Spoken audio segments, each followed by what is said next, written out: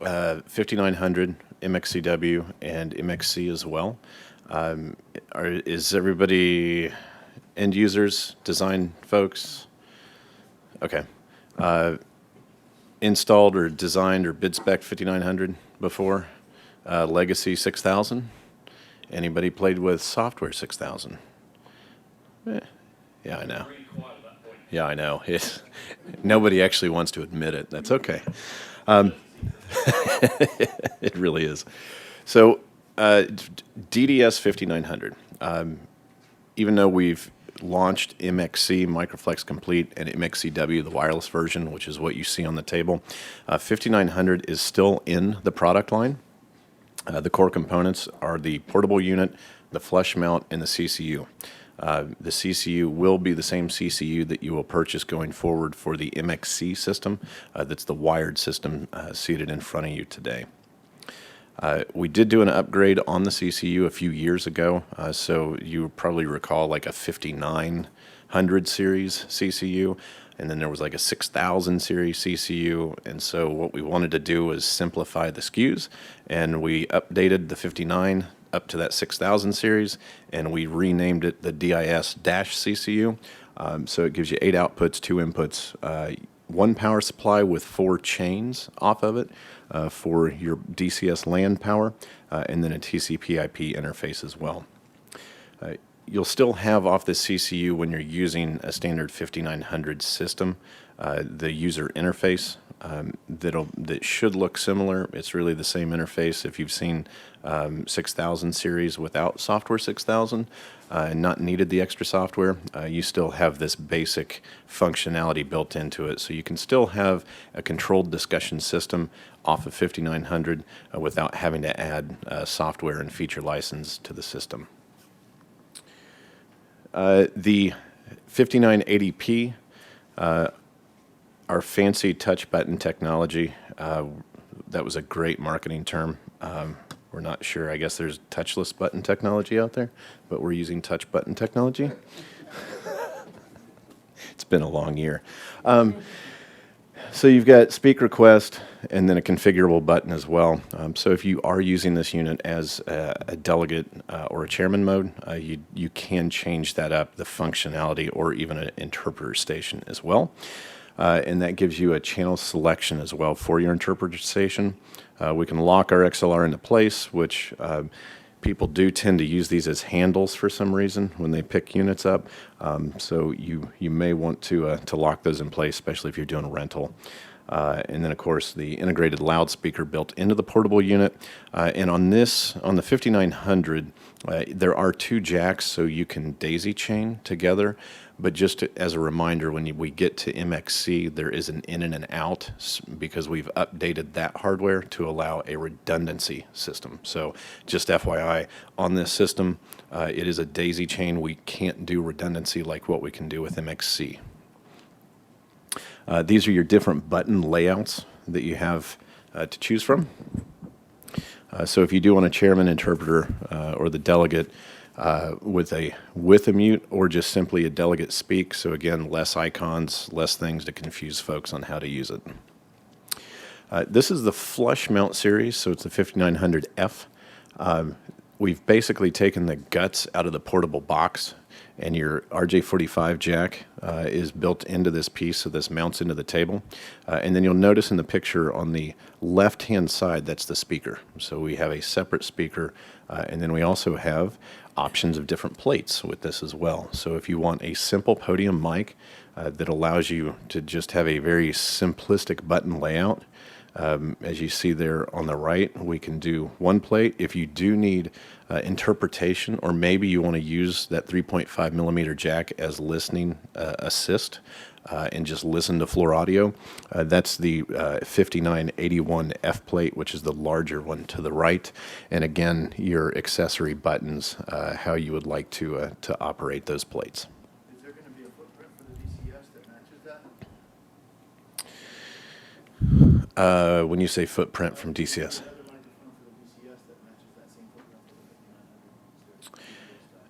So microphone options for 5900. You still have the existing GM series, which was the original 3-pin for the portables. When you get to the flush mount, we actually have an adapter that allows you to use our MX series, which is the 6-pin block, and then we've got the new shotguns that are in a GM series as well. So you do have the microphone options. However, what's in front of you, that's the MX and the MXCW.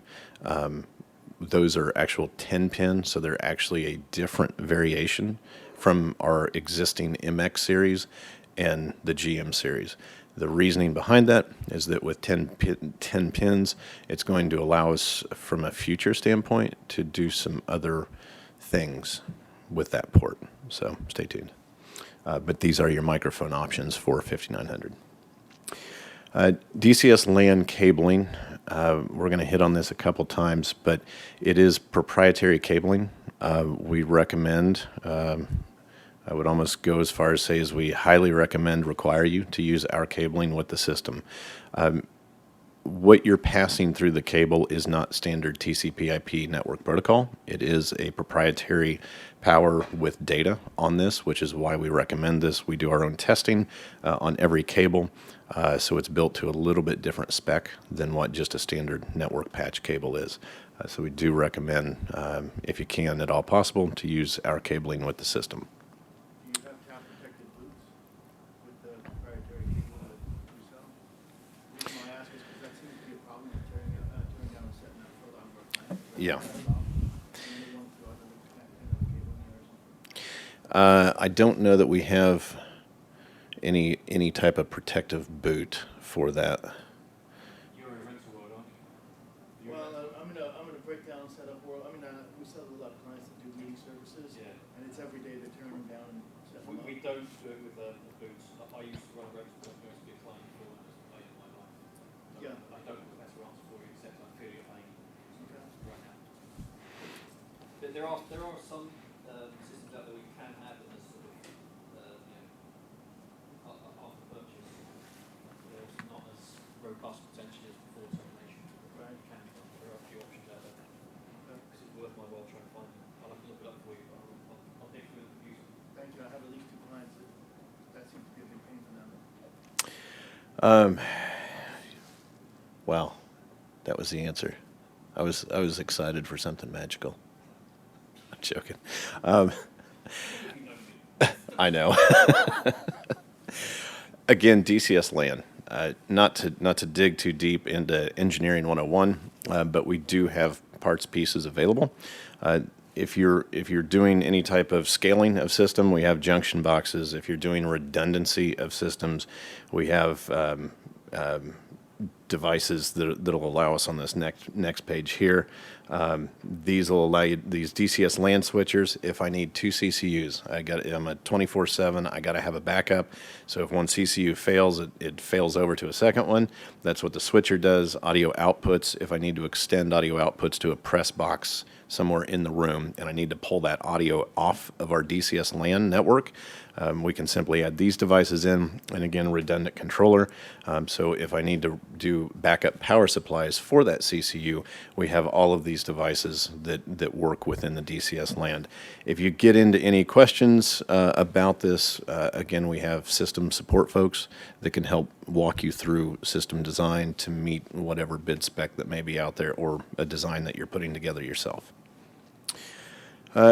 Again, just other headsets. If you do interpretation or just need to add headsets, different variations that we provide as well. The cute, quick diagram of the product. So in here, this example shows our CCU with a chain coming out to 5 units there, and then another chain coming out to the 2 interpreter stations. And then you see the 3 lines going up to our digital transmitter. And so one line is say English, the next line may be French, and then the other one is floor audio. And then through the IR radiator, we also have digital receivers that allow you to do IR remote listening. So it may be listening assist or it may be interpretation channel. So there's just a quick overview of the system. Moving on to, I think, the big excitement. is MXCW. So this was a part of our portfolio that we knew was missing for a while. We're excited to have this out in the wild finally. Everything you see here today is shipping. So this is MXCW. The idea behind this is to keep it very simplistic, very easy to use, very end user friendly from a setup, from a teardown perspective. So we do have AES encryption on it. We also have browser login that we can secure that if we don't want folks logging into access points. You'll see in a minute, which I think we left the batteries in. Oops. So we'll show you how quick you can pull batteries, put batteries back in, and then how quickly it's going to actually associate with that access point over there. For every access point, we can do up to 125 wireless delegate units. And of course, we've got just over 11 hours of runtime, and that's fully burdened. If it's a full charge, we can do a standby time of roughly 24 hours. Proximity of having two access points, because we need more than 125. So one access point will, you can, if you're going to do more than 125, then what you would have to do, there's no way right now to marry the two access points together. However, you can crisscross audio. So you may not have a control of 100 and say you've got 180, you're over that 125 limit. But you can pass audio back and forth in between the access points and still be able to have conversations. You just wouldn't have that as a control, right? Yeah. So right now, do you have an opportunity right now? Well, in the 150, they don't necessarily need to talk, but Yeah. my question is, if we have two access points roomed next to each other, Yeah. no problem getting 250 units in there? No. So these operate on discrete channels that we'll get to that here in a hot second. Sorry to jump in. Yeah. The ability to be able to effectively have paired APCs is coming. We're trying to operate off two firmware updates per year.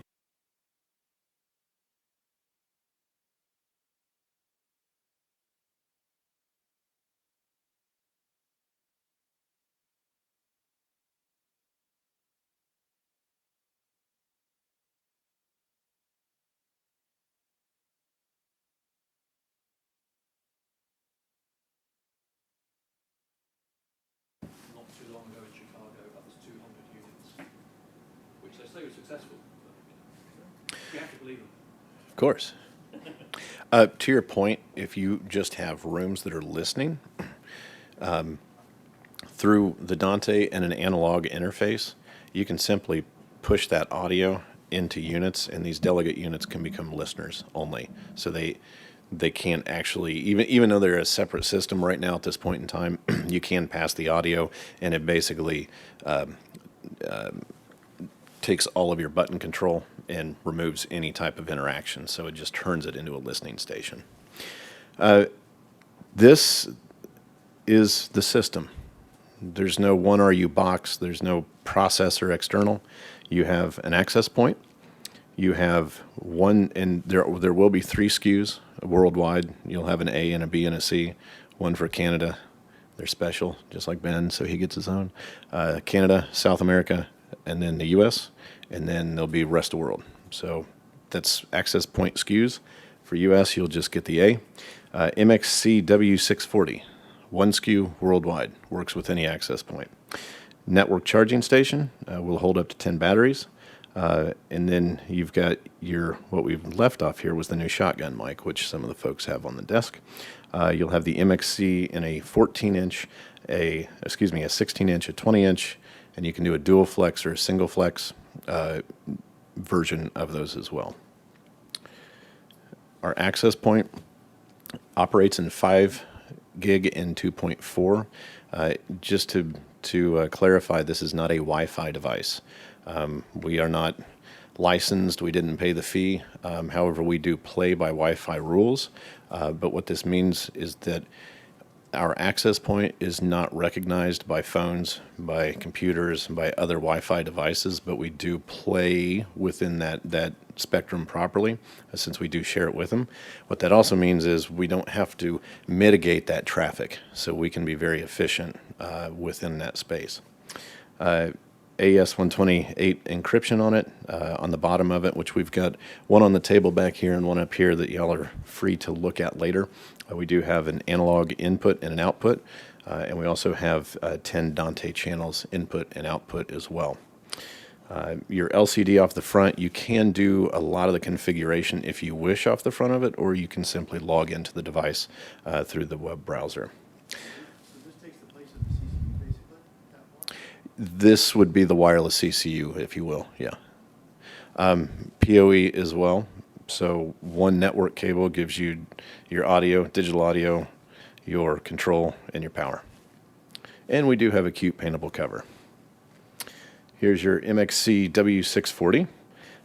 Chairman, delegate, listener, and ambient, multiple roles that you can pick and choose from. It is a touchscreen device.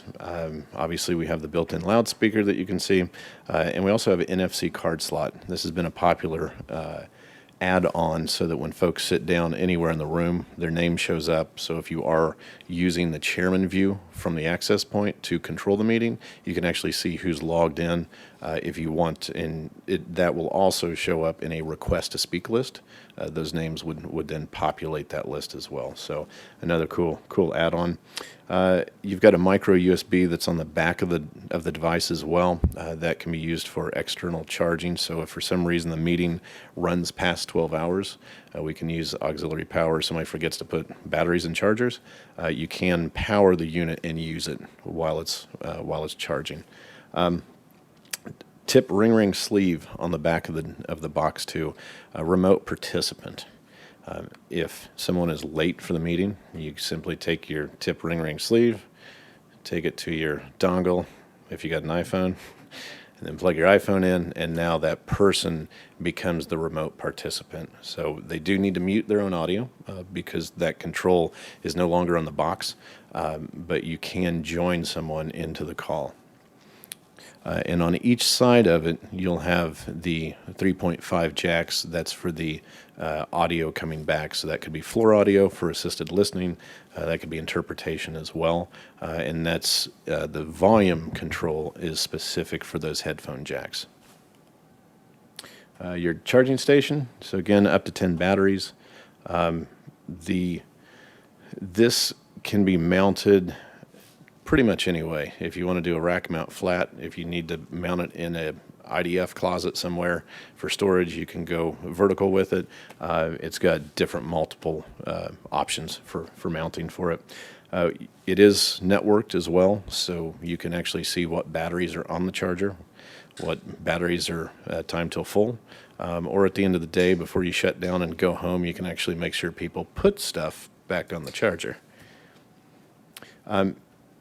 You'll notice that unlike some of our other batteries, normally 3 hours is full. This is a triple cell battery, so it is a 4 hour to full charge. You do get a battery with every unit, so you do not need to order this as a separate item. Again, simplifying the system. And of course, you've got your cute little lights on the battery itself that'll give you just a quick check of what your percentage to full is.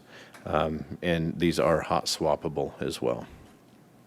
There's just a quick review of your gooseneck microphone options. Again, 16 and 20 inch.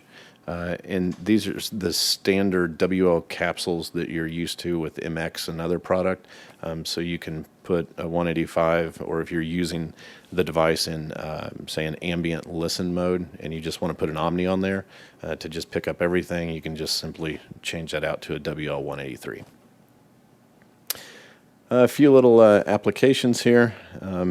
We've seen this where folks have limited infrastructure or old historic buildings where asbestos abatement becomes an issue.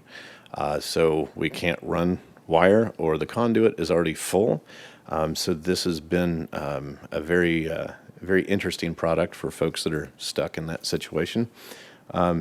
You do have You do have voting option on the device itself, but you can't extract that information. So basic voting, 2-button, 3-button, 5-button voting is allowed. So if you do just need to do just a quick roll call, a quick vote on something like that, you can do that from the touchscreen on the portable unit. Quick system at a glance. So again, if we needed to have, say, in a public sessions area where we have folks coming in to speak to the board, we can take our wireless microphone, which we've actually got a wireless mic here, and it's an analog out only, so I've run it into one of our A&I boxes that converts it to digital audio, and then I simply route that into my access point, and now that wireless mic is now audible through your delegate units. By the same token, if I do have the gallery where I need to bring this table audio to the back of the room, I can take the analog output, or I can take a Dante output and then run that, say, to a Dante amplifier to power speakers in the back of the room. You don't have to have a computer, but what the computer gives you is control and setup over the meeting. So this system, you literally pull it out of the box.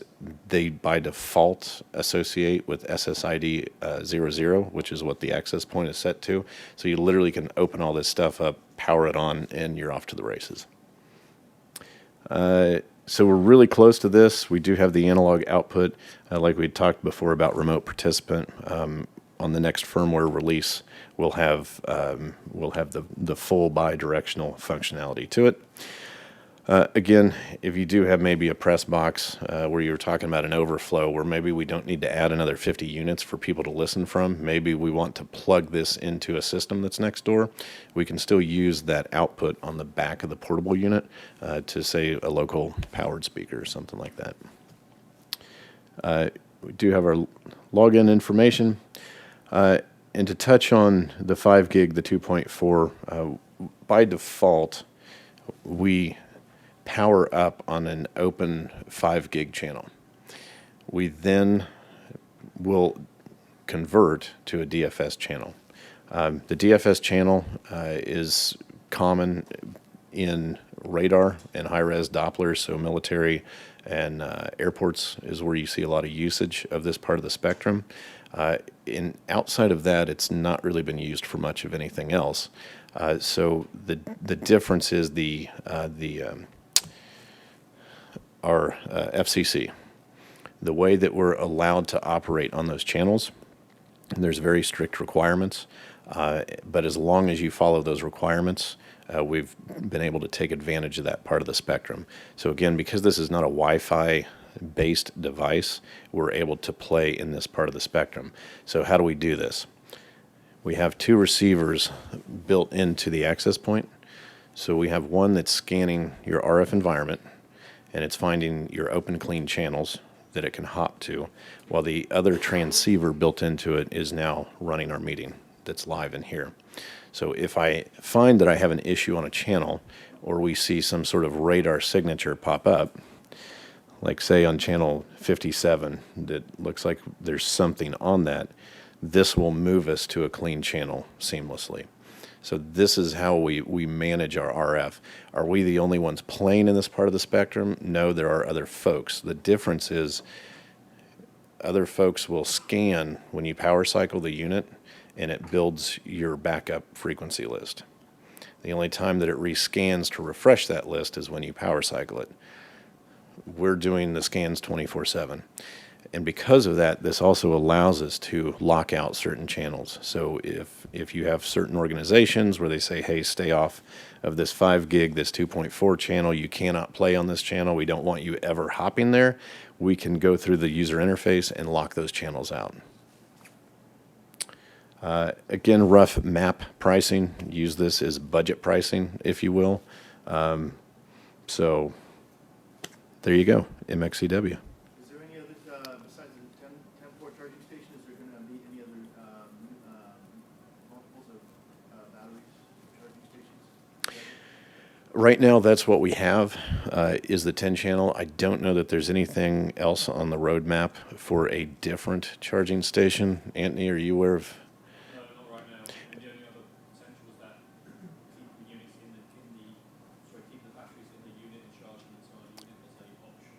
Yeah. You'll notice there's brass contacts on the bottom of the portable station. So Europe, I think, has an affinity to wanting to put things in a case, but the problem is every time you do a case build, it's probably not what you want or how the layout is. But if you actually just go ahead and you can pull the batteries if they're power, I think they're all powered on, aren't they? You literally can pull your batteries out right now and put them back in, and you'll see here within 60 seconds how quickly it reassociates itself, and you'll be passing audio.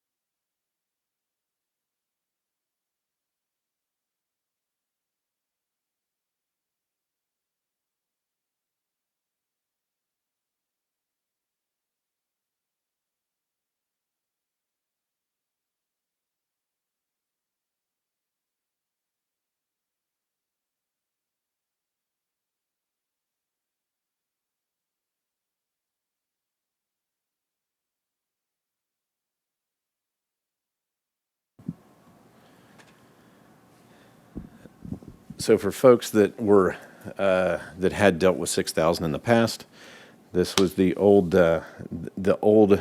parts pieces.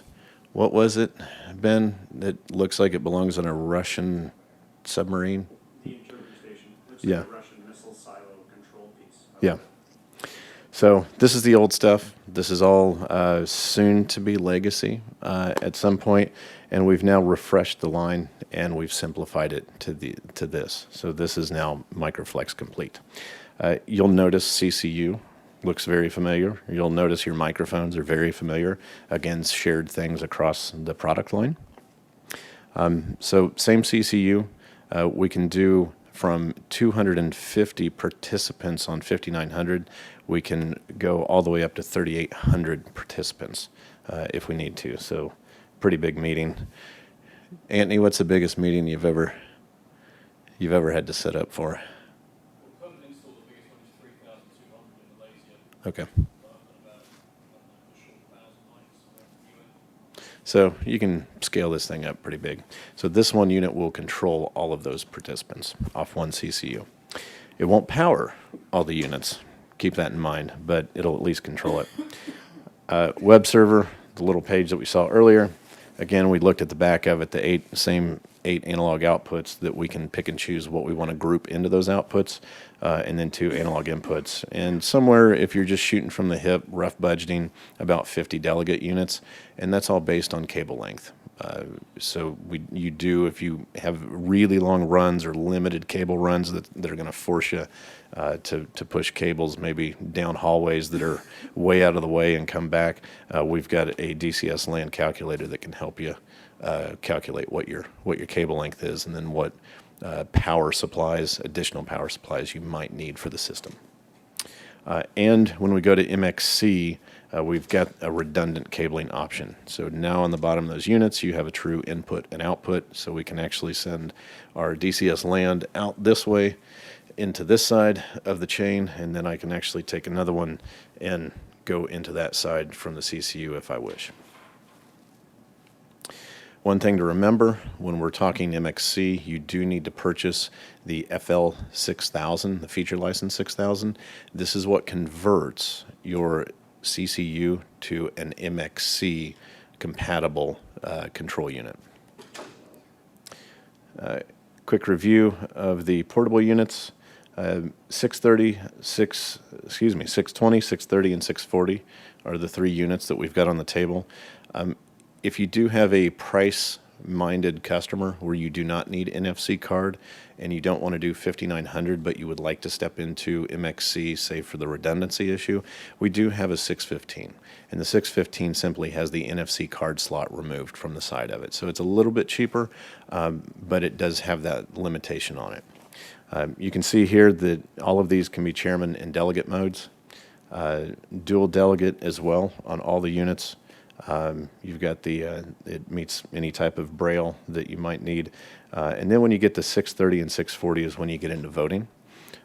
If you do have the 640, this is how we initiate. If we're not using software 6000 to initiate the vote, you have to have the 640. The flush mount versions of the 620 and 630 only. Again, exact same feature set, workflow is what your portable units are. If you do need modular, so a lot of times we may want a podium mic, but we don't want the speaker there. We just simply want to have an individual mic. This is where the MXC MIU, the -FS, is just simply the mic plate with the control.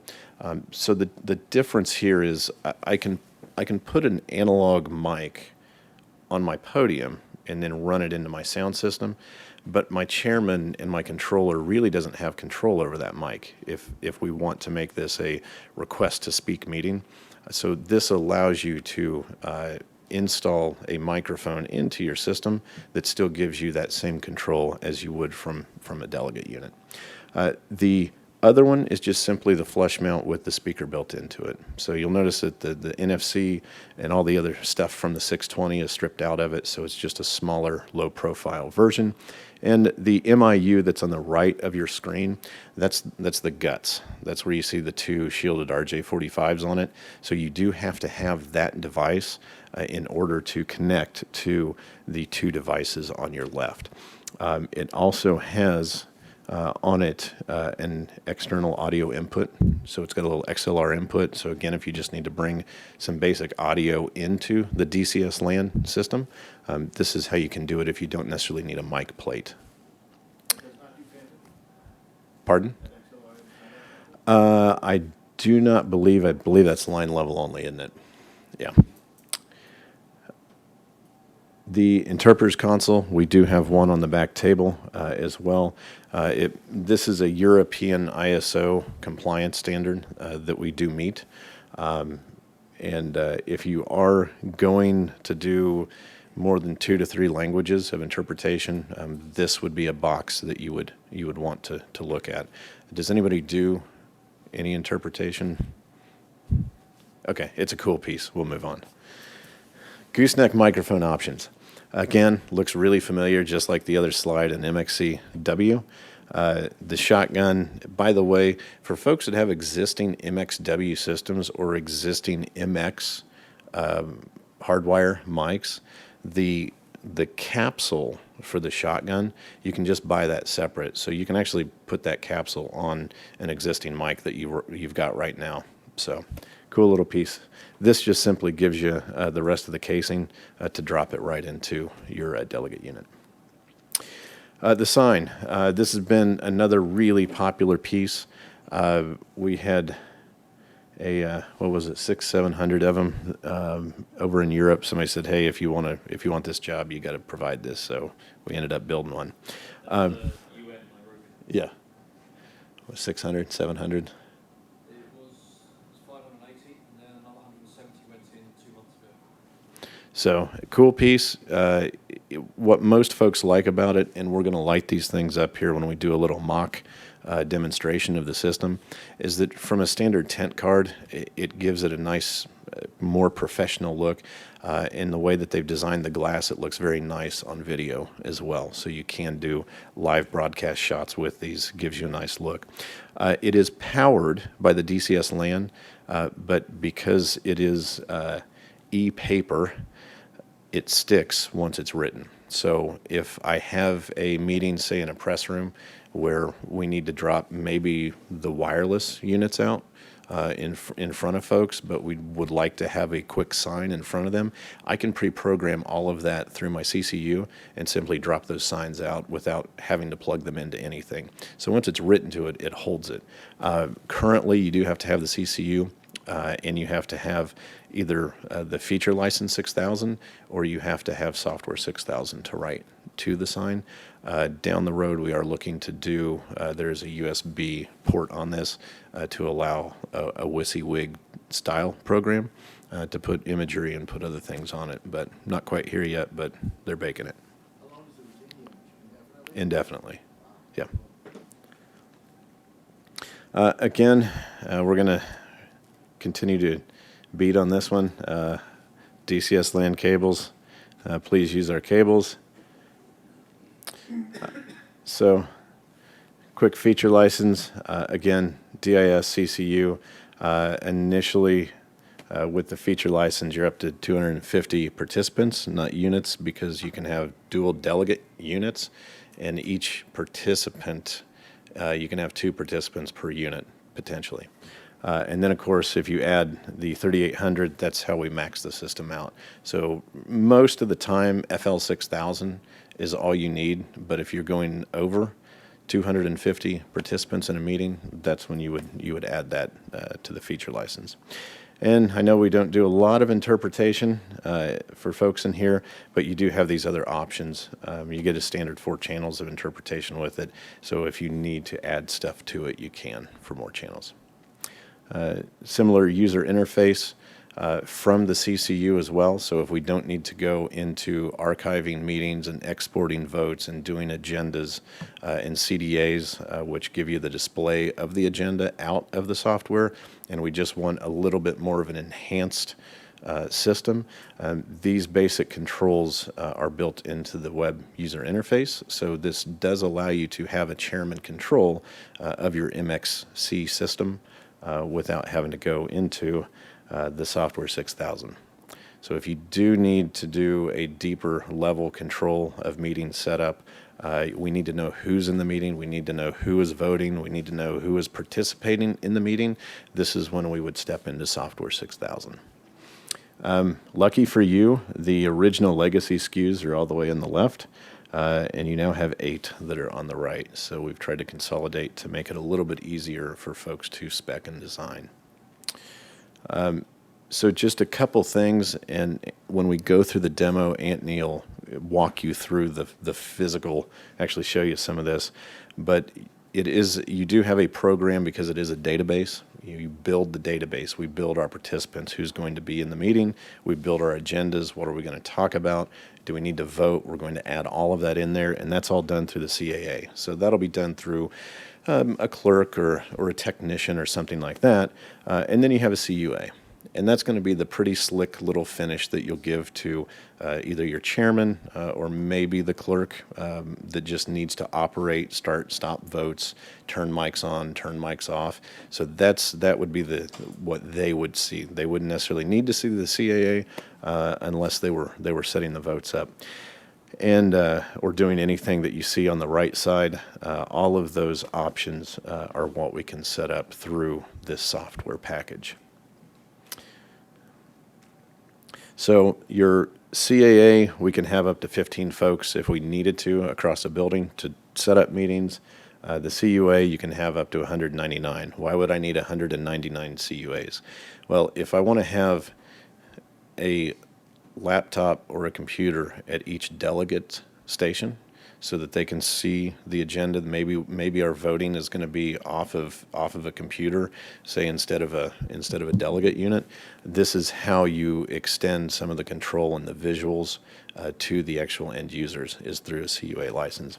And then of course the CDA, this will display agendas, the voting results. We can pretty much go up to 16 different licenses, so 16 different displays of whatever that might be that you need to display that extracts the information out of our Software 6000 system. So quick glance at the system. Big thing to point out is left side of the screen is DCS LAN, right side is Ethernet. If you plug computers into the left side of the screen, you might let magical smoke out. And plug units into the right side, they don't work. So this is how this box is going to interface with your network and the system. So what you see wired in here is its own private little connection. I have a client that needs a 5th or 6th even port on the back of that for the input jack side. Yeah. Is there a way to do that? Yes, so we have junction boxes that will break that out. If they have really long runs, we have repeaters as well to refresh the signal. So you can break those out with some of the DCS LAN accessories. So just some quick applications here. Again, we've got Software 6000 operating in the back. It's on a little Nook computer that we've got in the rack. And we've got the signs set up with the seats. So when we go through the demo, you'll actually see the signs change. So if we do have a fixed seating chart where folks come in, they log in, we want the signs to change to reflect who is seated at that location. We simply use that for participant ID. We're going to use our agenda management software within Software 6000, and then we need to record the vote and extract it to archive it. This is where we would use our Software 6000. Again, a bunch of interpretations. If you've got up to 31, we've got 28 here, so we're going to add that license. And of course, again, agenda voting in a room this big. So we'd add that, and then of course we want to display that agenda. So maybe we want to display the agenda in a hallway. so folks can see what's going on, where we're at in the meeting so they can walk back in. That would be an example of where you would put a CDA license in. And even in smaller rooms, just simple voice lift like what we've got in here, instead of trying to use a bunch of ceiling speakers, it's a modular room, it's reconfigurable. So if you try to put, put mics under speakers, you never know what you're going to get. So this is a nice, easy way to have a modular system with speech reinforcement. And of course, in this situation, we don't need to vote, we don't need anything else, so we can just forego that and just use feature license 6000. DCS land calculator. This is online. It's free. You can go on there right now. You select your CCU. Are we doing MXC? Are we doing 5900? We then tell it our cable lengths. So maybe you have a home run to the first unit of 10 meters, and then I've got 4-meter jumpers times 10 MXC 640s. And then this will actually give you, if it starts to get into a possible voltage issue, it'll actually give you a little red, orange or red icon to tell you that you're hitting the limit of the CCU. So, map pricing, again, budgetary pricing on this. Right there just gives you a rough idea of parts, pieces. Map pricing on the software side of it.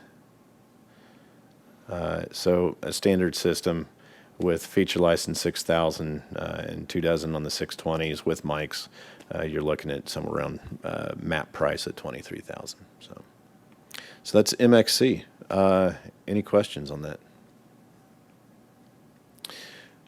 With no further ado, is our mayor ready? You look so excited. We're going to have some folks jump up here real quick and actually take you through a quick demonstration of the system. You'll actually see CDAs, you'll see the mimic screens that we've got that's being controlled over here by our county clerk. So you'll get to see some of this stuff in action.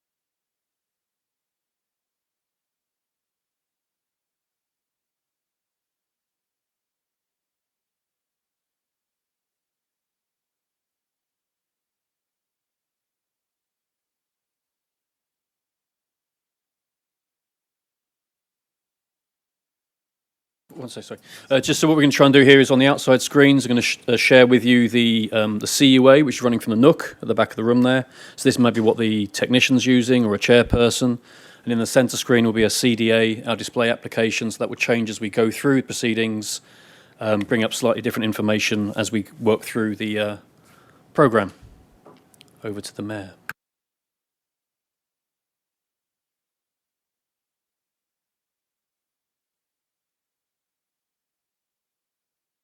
What do I do? Oh, okay. Wow, thank you, Mr. City Clerk. This is a really fancy schmancy system. How did you know what to do? That training that you were too busy to attend because of that golf Well, program? la-di-da. I thought those things were just paid nap time anyway. Let's move forward with our agenda items, shall we? I think we should get started.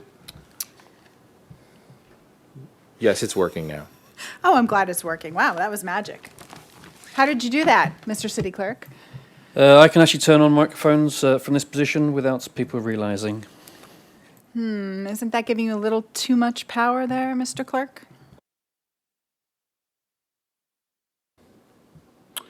Our first agenda item for today is the public comment and then vote of Proposal 617, which reads, "No person shall attempt to sell pickles that do not bounce when dropped from 1 foot and are therefore unfit for human consumption." Unfortunately, there seems to be an epidemic of pickle rustlers in these parts. I myself bought a bad jar of pickles at the local corner store just the other day. I took one bite of the pickle and knew it was the phony pickle. There was no crunch at all. Can you believe it? A pickle with no crunch?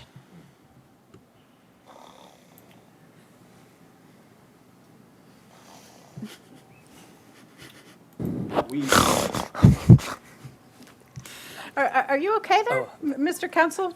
Mr. Counselor? You need some coffee? You're snoring a little bit. Okay. We'd like to open the floor for discussion concerning the pickle proposal. Are there any public comments on Proposal 617? Thank you, Mayor. I've got a very serious matter to discuss today concerning these pickles, and I can do it in 2 words. Sweet, brief, and pithy. I like it. City Clerk, start that timer. I don't need to do that. As you'll see from the screen, it's already running. As soon as you turn on the mic, it comes on. You really should have gone to that training. You know that. Oh, sorry, you've only got a few seconds. Sorry. Over to you. Seeing as I've got 5 seconds, then I will just say 2 words. I believe in food freedom. Thank you. Food freedom. What the heck does that mean anyway? Mayor, this isn't a debate. It's simply a forum. Comments have been recorded. Are there any other comments regarding this? Whatever. No further discussion. The council will now vote on the proposal. 617. All those in favor of requiring pickles to bounce before consuming them, say aye. Mayor, sorry, again, we can do voting through this system also, if you'd, again, training. But if you just touch your screen in front of you, you'll see the options will come available, and away you go. Please feel free to join in from the floor. So We do actually, in the script, we need a yes, so more yeses than those would be good. Thank you. yeses are good. So what do I do here, Mr. Clerk? We have these full 3 buttons for you to choose from. You have to decide which is most preferable to you, yes, no, or abstain. Ah, I see. Thank you. Couldn't get much easier than that. So yes, my vote is yes. A pickle should be crunchy. That's the American way. No? Nay? Seriously? What's wrong with you today? I don't like the thought of eating a pickle that's been on the floor. Well, I'm sure they'd wash it off. You're still a nay? Whatever, no matter. It's lots against 1. We win. The ayes win, the ayes win. The vote is passed. Proposal 617 passes. Thank you.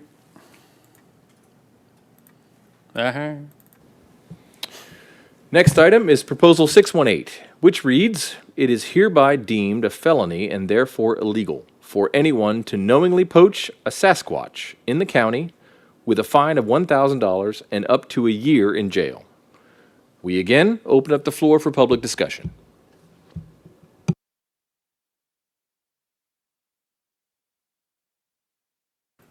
With all due respect there, Council, this is completely unnecessary and would further hurt this community economically.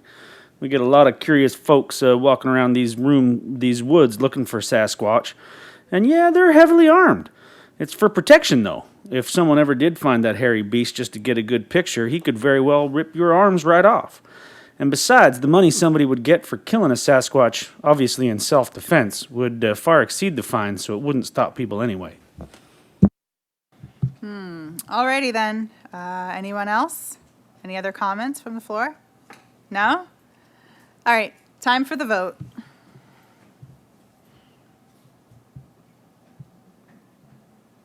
Nay again? Seriously? Sasquatch don't exist. I think that's a matter of opinion. Actually, after decades, centuries even, no evidence of such a creature has ever been. Actually, after decades and centuries, I'm tired of hearing you talk. I'm really glad that common sense has won the day.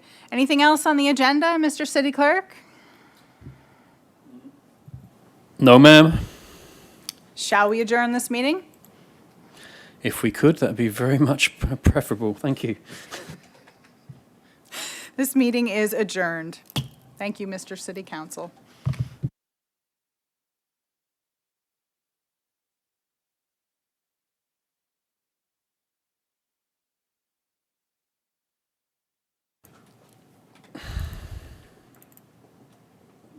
actors are exiting the stage, exit stage left. These are real laws, by the way. Connecticut has a law about pickles being needing to bounce.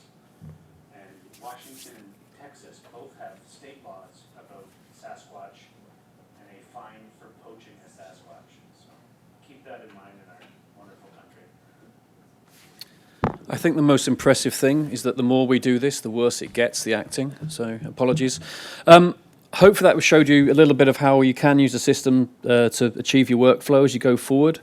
As I think Michael sort of indicates already when presenting, it can be as complicated or as simple as you need it to be. With the mimic diagram here, we can obviously turn microphones on and off very simply with a single press. If people are going on to request themselves by speaking out on the floor, we can then turn them on when they appear on here. You'll see them appearing on the CDA as well in the middle. The idea obviously we had the agenda items popping up as we move through the program. We can play with individual microphone attenuation if we wish to. So we can start bringing microphones up and down. So in theory with this one here, we could drop our dB or bring it back up again. So there's quite a lot we can do. If there's any particular questions, please let us know. Can you show me how to do the countdown timer on here, so if somebody does have like 3 minutes to speak or something like that? Yeah, sure. So at the moment, obviously, you can see here, I'm showing I'm over time. We can set it for different roles. So for instance, I don't know if you noticed, but Vanessa as the mayor, there was no timing against her name. She can just talk in the play term, she can go on forever. Not in real life. You could set, so maybe you have the councillors at a minute, someone from the floor for 30 seconds. We can do that actually when we set up a system in the CAA, where we run initially, we would set up different meeting roles here. And you can see we've got the different roles along the left-hand side here. We've got lots of different options we can choose from. If I was to put speech time down here, so at the moment there is no speech time limit for the chairperson, hence there's no tick in the box. But if I was to play with, I don't know, say a guest, we might decide that they only get 20 seconds, for instance, and then that will appear on the timer as it comes up. You could have it that you actually just kill the microphone when it runs out of time.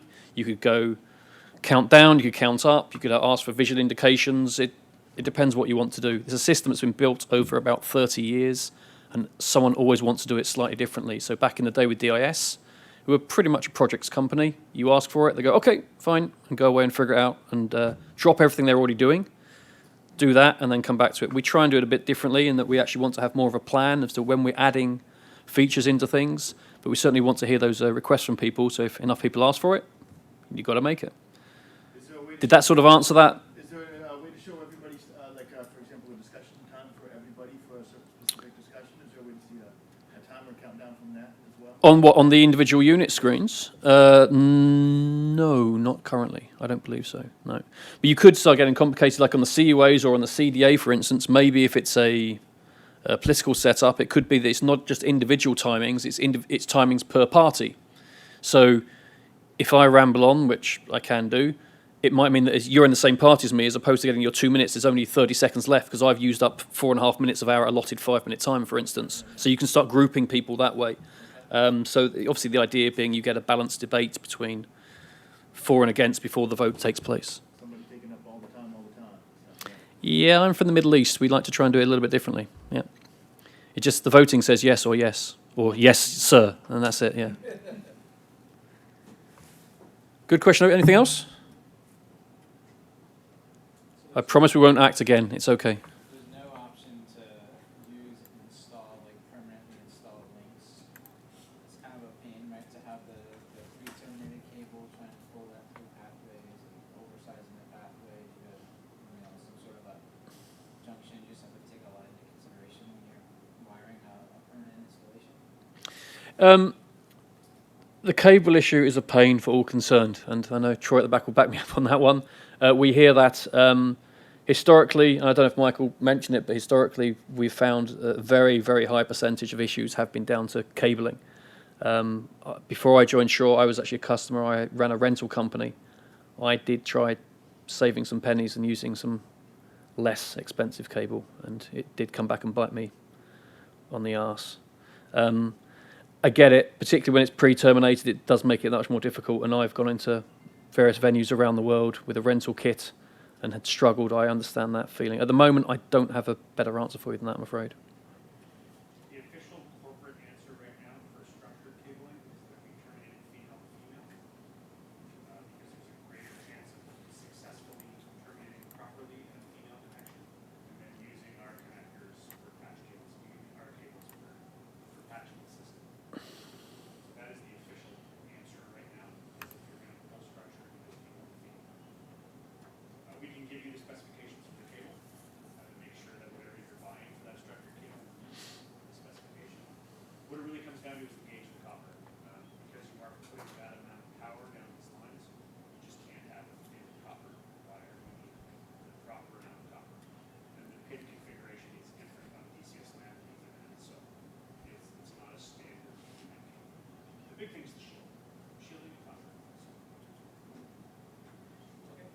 As he said, although despite not using a microphone, he's quite correct.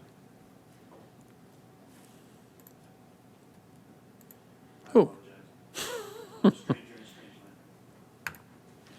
That's it.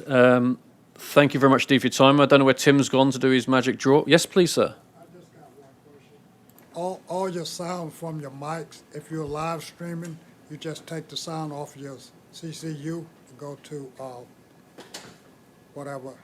Yeah, we've actually got on the back there, there's a, we've got a computer set up which is actually on the YouTube channel, so we've been live streaming this. So if someone was really bored, they could plug in. Philip, I think someone's already, Philip Carroll? Who's Philip Carroll? Was he from the last meeting? Well, someone has actually subscribed today from the last group who were in, to see what's going on. I find it's a great way to put the kids to bed, you know, watch one of these presentations. But yes, you can do that. I mean, at the moment we're streaming, we're actually using these One Beyond cameras, so we're actually doing the streaming through that. But we could tie up through the TCP/IP strings with any preferred streaming service.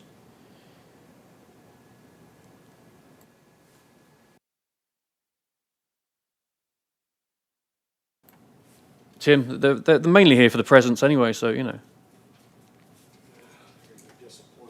Who's your competitor? Is it Televic the only wireless product now that's Televic's got their Confidia, which has been out. I think it's in its third generation now, I believe.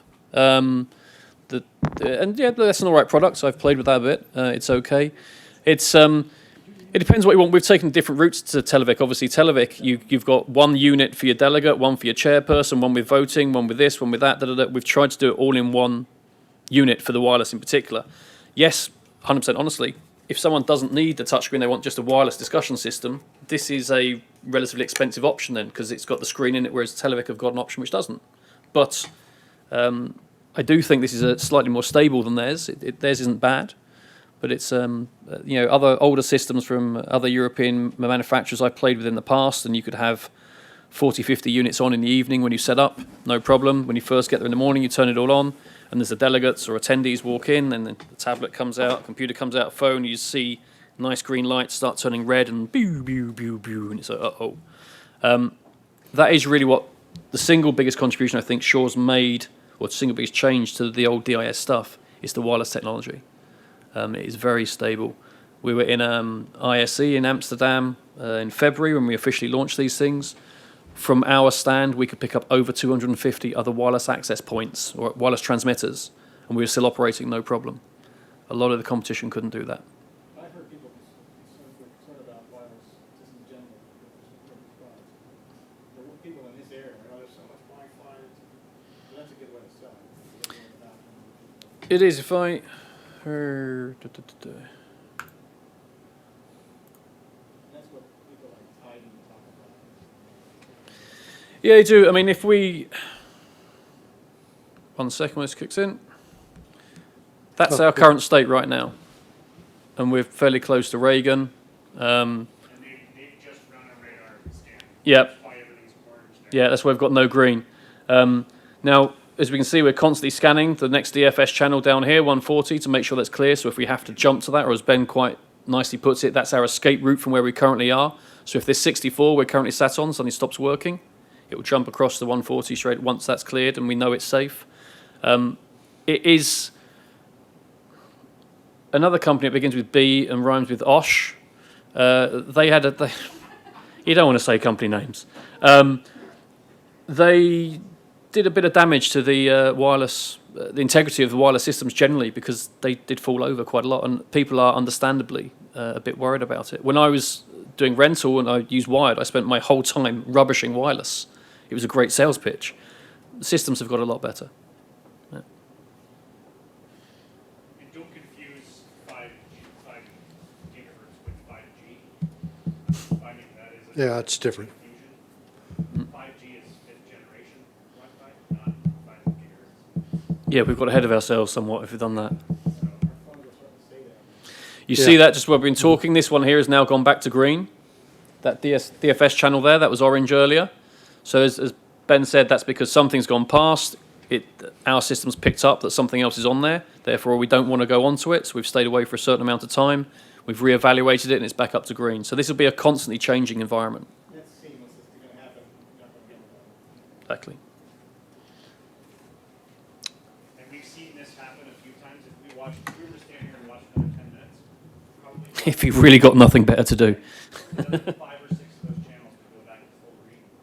It's because we're so close to the airport, they send out a pulse, Right. some kind of radar pulse, to just see what's going on. And we've detected that, we've moved off those channels, and now we'll move back to the state. So we could do a demo for a customer at their site, show them, hey, Real time RF. and that would disclose. That's a great point, George. One of the things that we have at SK we have multiple kits that we keep in the field. And as you know, you call and give us some notice. We're going to be on site with you to say, well, maybe this is the right solution for you because we got plenty of density in wireless. Maybe there's another option that we need to discuss. So feel free to reach out to anybody at SK and we can certainly get you there. I want to thank you for your time. It's important to us that you came out and spent some time with us, so thank you very much. As far as questions after go, feel free to stand by and ask. I would like to invite you to go and do so, if you're so inclined. Shure has an audio institute on shure.com called SAI, the Shure Audio Institute. You log in. There are many courses that will be applicable to what you've seen today, and then some other products that you may already know, like the array technology, MXA or MXW, or some of the other conferencing type of systems products. So on that note, anybody any questions? Final parting questions? Great. I got a pair of 215s. I'm trying to be as abstract as possible here. Mr. David L. Jones, Jr. Congratulations, sir. Thank you very much. Appreciate you coming out. Okay.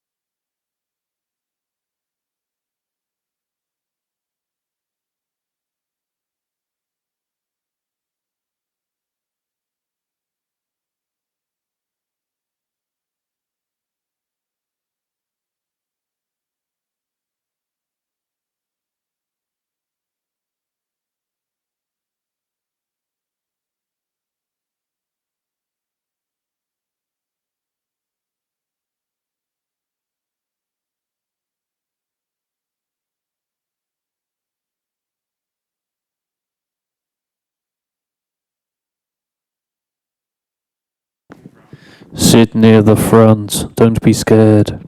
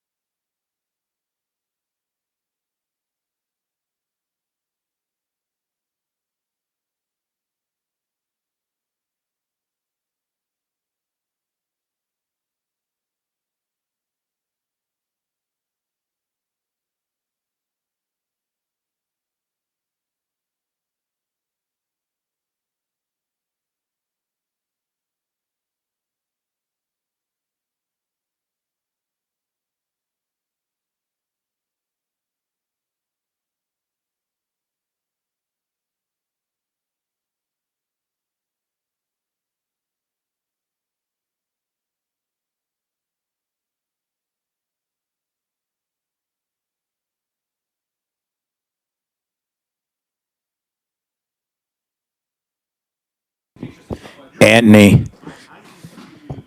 did you eat? No. There's sandwiches out there. Yep. You do have a sandwich. Nothing. Wait and find out.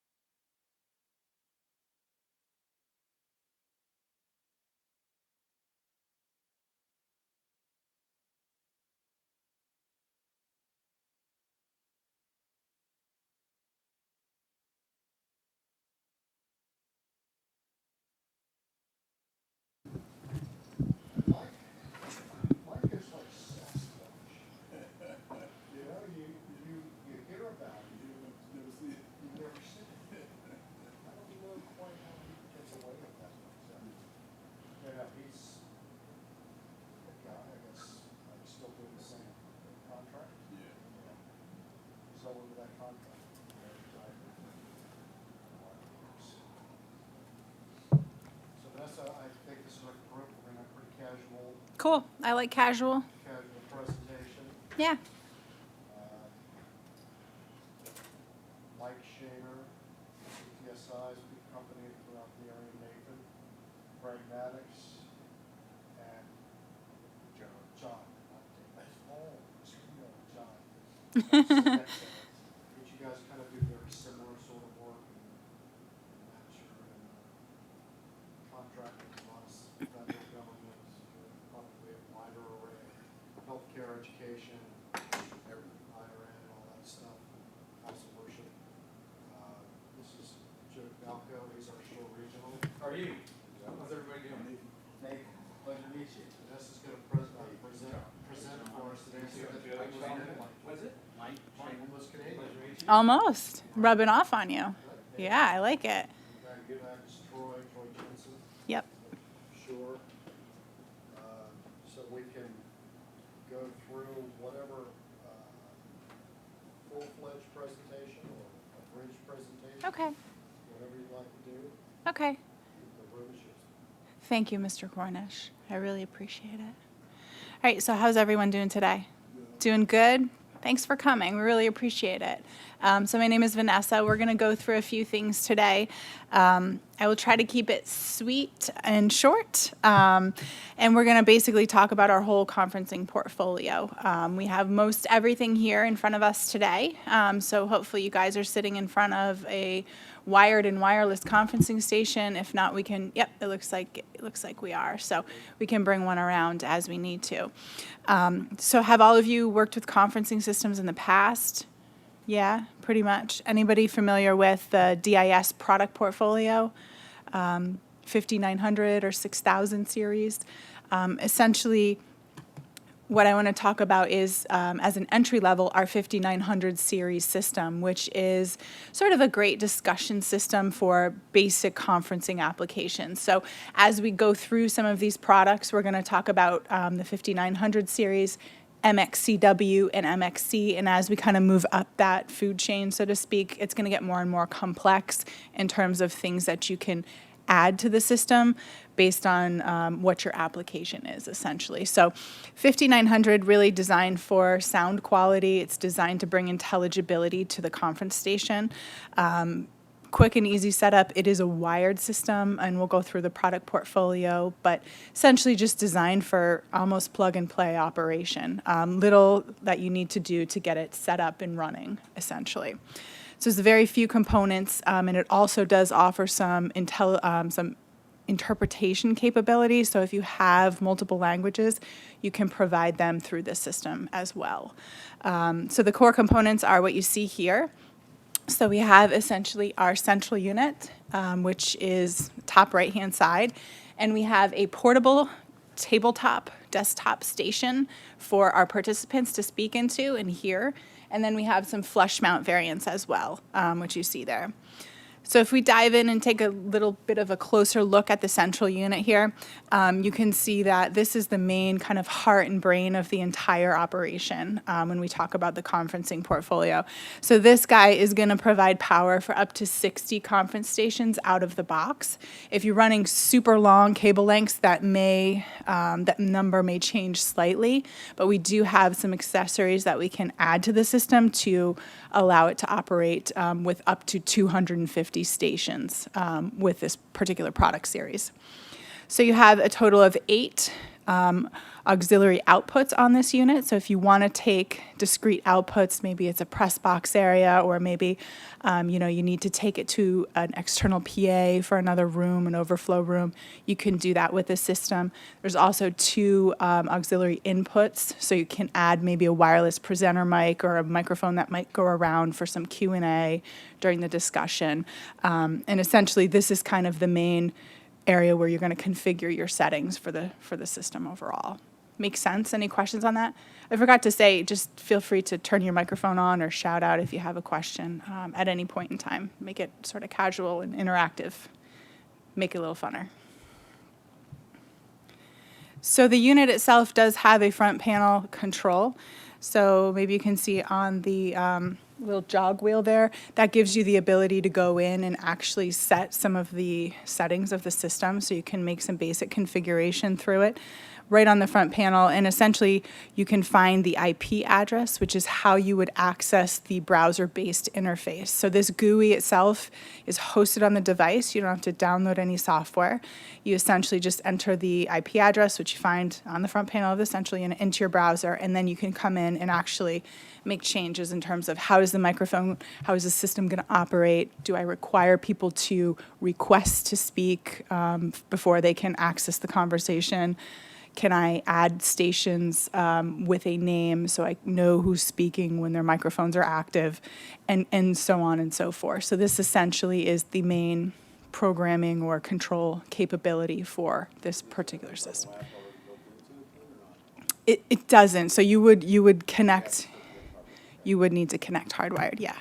And I should mention, you can see here, you have one TCP IP port, and that's where your computer essentially is going to go so that you can access those settings. And then you have 4 ports. You see your A through D there. Those are what you're going to use to daisy chain your microphones back to the central unit. So basically, that's how the system kind of is configured. Actually, great question. So it's a kind of a proprietary protocol. It's called our DCS LAN. And that is what is going to be providing kind of the power and the data all down that bus, essentially, and the control through that connection. How many microphones do you go per port? Because you have A through D. How do you divide them up? So it's kind of a function of the length of the cable that you're running. So as I mentioned earlier, you can have up to 60 microphones on this one central unit. It could be less, though, based on the runs of your cable. And we actually have a cable calculator on our website, which is a free tool. You can sign in and create a login to save your configurations. Essentially, we'll tell you when you're entering danger and where you may need to add some accessories, such as power inserters or maybe repeaters or whatnot, junction boxes, to kind of make the system larger, if that makes sense. So it depends. But ideally up to 60 off of those 4 ports. Depends how you spread it. It's one power supply on that unit that is spread across those 4 ports. So they will each have an impact on each other. Great. So the 5980p is the portable desktop station, designed for more portable kind of use, similar to what we have here with the MXC series. So you have touch button technology, so you hit your button to turn it on and off, essentially, and it is configurable. You have LEDs to indicate if your microphone is active, so everybody can see who's speaking. There's also a 3.5 millimeter jack on this unit that's going to give you some volume control. So if you are listening to an interpreted language, you could essentially, you would use your headphone for that, but also it will provide assistive listening, and that's volume control is really only for that headphone if you are listening to that output there. The channel selection is where you would, of course, pick your interpreted language if you were running that through the system. You also have a removable gooseneck, which we'll talk about in a minute, and that can be locked down into the station. So if someone yanks the station up by the gooseneck, you're not going to drop your station by accident. The loudspeaker on the unit will play audio from the floor, so you will hear other participants in the room. And that's really the beauty of these systems, is you don't have to go to many catalogs and create your own voice lift or personal PA type system for these conferencing applications. It's my microphone and audio reinforcement all in one. And with the portable application, maybe it's a room like this that changes day to day. You can come in pretty easily and lay down some wire, daisy chain your microphones, and there's nothing further you really have to do. It'll work out of the box. Configure it as you need to based on your meeting. So the button overlays are available for this unit. That essentially will allow you to configure it as a chair. It'll allow you to configure the unit as an interpreter or a delegate with a speak button, and then there's one that also adds a mute functionality to that unit. So whatever button overlay you purchase to put on that station will determine what that microphone station will be. Will it be a standard delegate, standard participant, or maybe a chairman who has a little bit more control over the flow of the conversation, essentially. So the flush mount variant, so you see DC 5900F here. F stands for flush mount. So in this regard, we're basically drilling holes in the table and permanently installing these goosenecks and loudspeakers perhaps into the table for conferencing applications. So there are also, with this series, faceplates and button overlays that can be purchased based on what you're looking for and what you're looking to do with that particular station. Is it just a delegate? Is it an interpreter? Or is it, a standard chairman who's going to control that discussion a little bit further?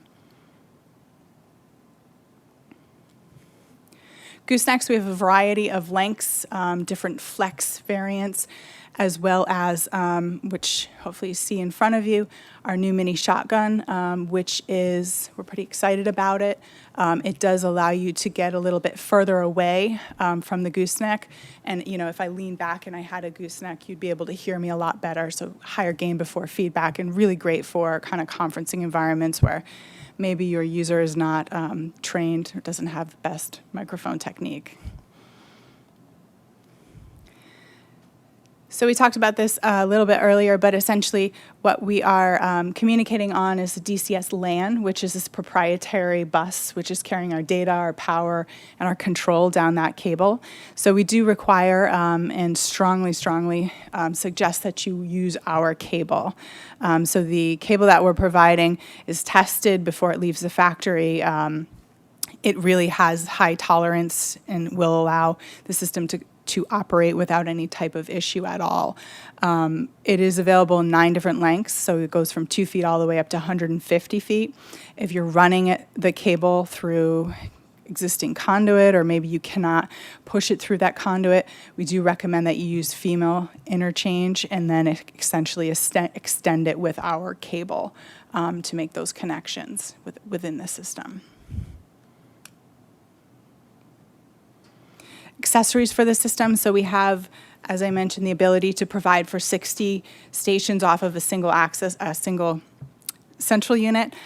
So we have these accessories available to us. So junction boxes, power inserters, signal repeaters, LAN switchers, audio output units, and redundant controllers.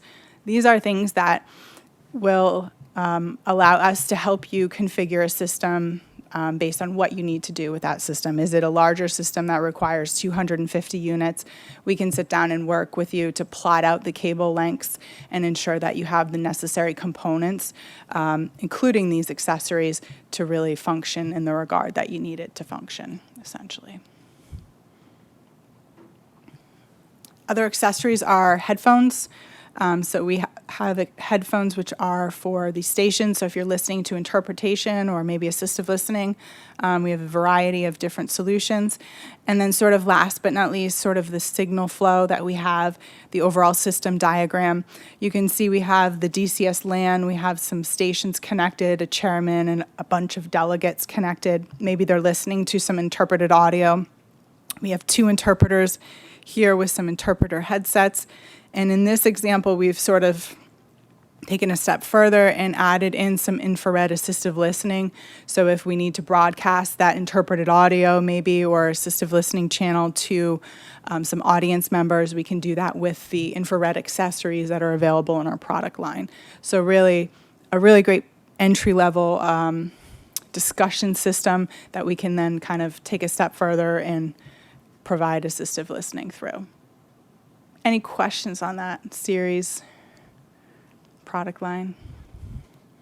It's really very, very straightforward. That system, flush mount system, is here in some of the classrooms as well. Very easy to do active demonstrations with. Just give us a call and we'll be glad to do that. We carry some demo systems with us. So let's take a step further, and let's talk about the MXCW, the wireless series that we've just recently launched. Everything that's here in front of us is shipping and is available now. Each of you will have a station in front of you, but essentially this system is designed to provide us with a quick and easy solution for meetings and conferencing. We're bringing intelligibility to the user so that they can move forward with their meeting and get on with their day, essentially. And this system is fairly straightforward. The main features and benefits that we're offering here is security. So there is AES 128 encryption built into the wireless communication path. We also have a secure browser login. So much like DCS 5900, we have a web-hosted GUI on the device, so you don't have to download any further software. You essentially just would go to the IP address of that unit, and then you can configure the settings of that entire system right from your computer. So that's another great security feature that we offer. Very simple setup, so we'll do this in a little bit, but essentially what we did when we came in here is we connected the access point, which is on the mic stand there. We have that connected to a PoE switch. We've got our computer connected to that same switch, and we had the batteries charged, dropped them into the wireless stations, and a couple minutes, not even, we were ready to go. We didn't have to do anything to configure the system. And a lot of that is due to the fact that there is automatic RF frequency management built into the system. It is going to automatically find the best frequency and scan and ensure that if there is any interference, the system will move undetectably without any interruption in terms of the audio. So you don't have to know what the RF landscape really looks like. You don't have to worry about what the FCC is selling off this week. You have a lot of great flexibility, and maybe the system is going out to users that don't have that knowledge. They don't need to, right? They can literally power the system on. You know, we threw it up on a mic stand and it's ready to go, essentially. So the system is, like I said, fully very simple in terms of a setup. All of the stations themselves are reconfigurable. So there's one SKU for the wireless delegate or chair or ambient microphone or a listener role. So that particular station can be configured to be whatever it needs to be for that particular meeting, and it can change as much as it needs to. So you don't have to purchase a chair, 5 chairs, and then 10 delegates, for example. You purchase 15 stations and use them as you need to. You can configure them pretty quickly. The system is highly scalable, so that access point will provide for 125 stations. So it is pretty significant in terms of its scalability and the flexibility of the system. In terms of the runtime, you have 11 hours on the battery pack. So the battery packs will run actually a little bit longer than that. We're a little bit conservative, but you'll definitely get at least 11 hours. And I really hope that your meeting is not 11 hours in length, because my condolences if it is. The access point itself has an analog in and out on it. So there's an XLR3, and you can see it on the back there, but essentially the back table, but essentially you can interface with standard analog equipment. And you also have some Dante ins and outs, total of 10 ins and 10 outs for Dante that you can also use. So 11 inputs and outputs essentially with the system. Pretty significant in terms of your ability to interface with existing equipment and then some of the newer Dante equipment that's on the market. Any questions on any of those features? We're just going to roll through the product portfolio here. So it's a pretty streamlined product portfolio. You have essentially your access point. You have your MXC W640, which is the wireless stations you see in front of you. You have your goosenecks, which you pick and choose what variety and what length you need. And then you have your network charging station, which is what you're using to charge your battery packs at the end of your 11-hour meeting. So your access point itself is going to, again, control 125 stations, gives you that analog input and output, 10 Dante inputs and 10 Dante outputs, AES 128 encryption, all of the RF interference detection and avoidance. So you don't have to worry about that at all. You have the system being able to be configured right on the front panel of the unit. There's a little LCD screen on the front of it, and there's some buttons. So if you want to hunt and peck your way through some of the main features, you can do that. But you can also use the GUI to go in and actually look at the settings of the system and configure them and actually control the microphones in real time if you'd like to do that. So there's a single network connection. As you can see over there, we have a CAT cable going to that unit, and essentially that's sending my power, my audio, and all of my data down that line. So that's all I need to get up and running very quickly with the system. So the stations themselves are, as I mentioned, selectable in terms of what the role of that unit can be. So you have a chairman. Again, they have control over the discussion. They can turn my microphone off if they don't want to hear me talk anymore. The delegate simply can push to talk their microphone button, and then they can gain access to the conference. The ambient microphone, which is typically used in environments where maybe it's a remote meeting and maybe you're streaming audio, someone on the far end would probably feel a lot more comfortable if there was an ambient microphone active so that they weren't, when the individual turned their microphone off, if they didn't hear any audio going through the line, they'd be like, oh, what happened to this call? Did I lose connection? So it will give them that ambient sound through the system and remove all of the other functions from that particular station, just pumping that ambient audio through. There's a listener role as well, so if you just want that person or that station not to have any capability to talk, you can configure that as a listener role. There's a loudspeaker built into the unit, so you'll hear program audio through it. There's an NFC card also, so you can program participant identification info. So when I walk up to the unit and log in, it would say Vanessa is talking on your screen. You'd be able to see and understand what participants are in the meeting.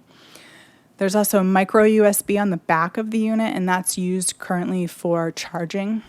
Say someone forgot to charge the batteries and you're in a pinch, essentially you can connect that, to a wall wart through that micro USB, and then you can charge and use the device at the same time. There's also a 3.5 millimeter TRRS, so tip ring sleeve, and that's going to be used for our remote conferencing feature, which is coming later this year.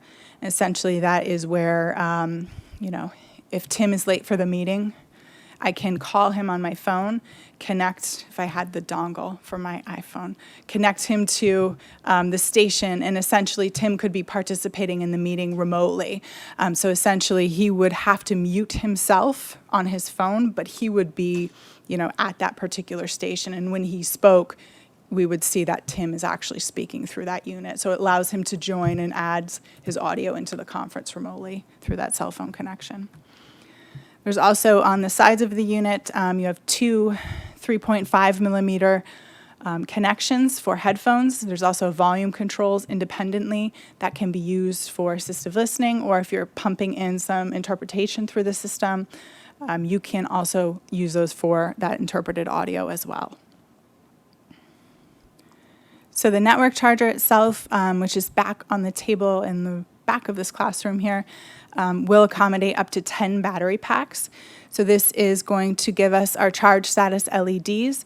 It is going to allow us to either place it on a table, we can mount it on a wall, place it in a rack if we'd like to. But essentially, this is the main charging system for this product portfolio.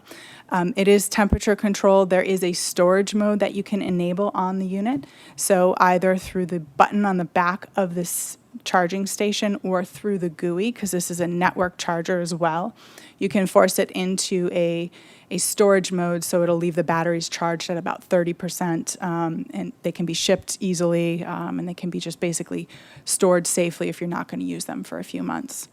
And I think that's about it, but essentially if your battery is fully flat, you have nothing left in your battery, it's going to take about 4 hours to charge, and if it's half full, it's going to be about an hour and a half to charge. Battery packs are included with delivery of the wireless station, so if you purchase the MXC W640, you will get a battery pack. It's important because a lot of people were ordering battery packs to match the quantity of stations that they were purchasing, not realizing that the battery pack was included. So spare batteries are probably a good idea, but I don't know that you need a 1-to-1 ratio. Usually about 25% is a good place to start.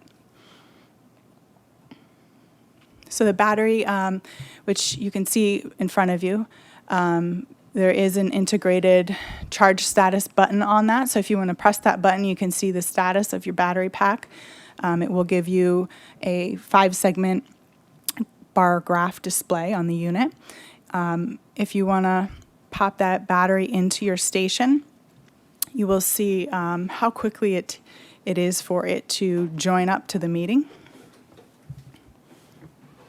I'm going to do the same on my side.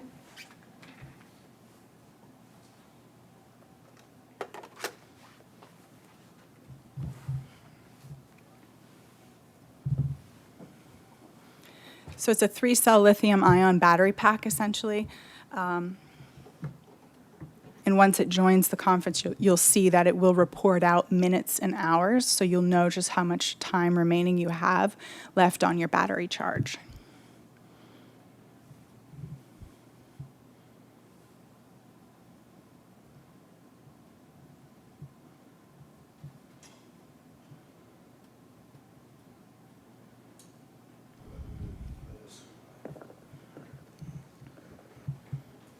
Hello, Tim. Everybody up and running? So it was pretty quick for the system to come up and join the conference, as you can see. So hopefully that showcases the main benefit of the system. Really power it on and go. You're ready to rock and roll very quickly with this solution. Goosenecks themselves are similar to what we talked about with the MXC and 5900 product portfolio. So you can see here, these are actually different than 5900, but there is a locking 10-pin connector on these goosenecks, and this gives you the ability to lock it in. We're not using all 10 of the pins currently, but we have them available for future advancement and use if we need to. All of the goosenecks ship with a cardioid polar pattern capsule. They are the Microflex series, so if you would like an Omni, for example, to use for an ambient microphone, you could just simply purchase the Omni capsule and replace it on the goosenecks. They are available in 16 and 20-inch lengths, and then with a single flex, which will just flex here at the bottom, as well as a dual flex, which flexes here at the top. So you may have either of those options in front of you, but those, in addition to the new mini shotgun, are the main gooseneck options for this system, and they will be the same for MXC wired that we're going to talk about in a few minutes. So applications for this system, we can talk about structured meetings, applications in which we may need to have someone actually control the flow of the discussion there. So if I need to interject and maybe turn a microphone off or give permission for someone to speak, I can do that through this system very easily as a chairman. It also gives me the ability to understand and see who is talking with the NFC cards, so I can have them programmed ahead of time. And when Tim walks into the meeting and he logs in his card, I'm able to see when Tim talks that Tim is participating in the discussion. And it's good to see that for these types of structured meetings when you need to know who's speaking. Other applications, flexible spaces, mobile meetings, you just saw how quickly it is to turn the units on and go. So essentially, you drop your battery pack in and you're ready to roll. You have one cable going to the unit, so you have your PoE going to the station, you have your audio and your data, and your power all via one cable. And that's also really important for historical type venues as well, where you maybe cannot add anything. Maybe there's something in the bylaws that require that you don't run any power in the system. This would be a great application for that. So you have a single cable for all of your connectivity.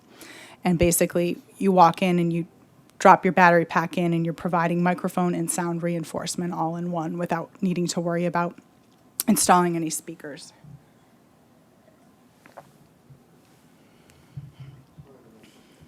That's okay.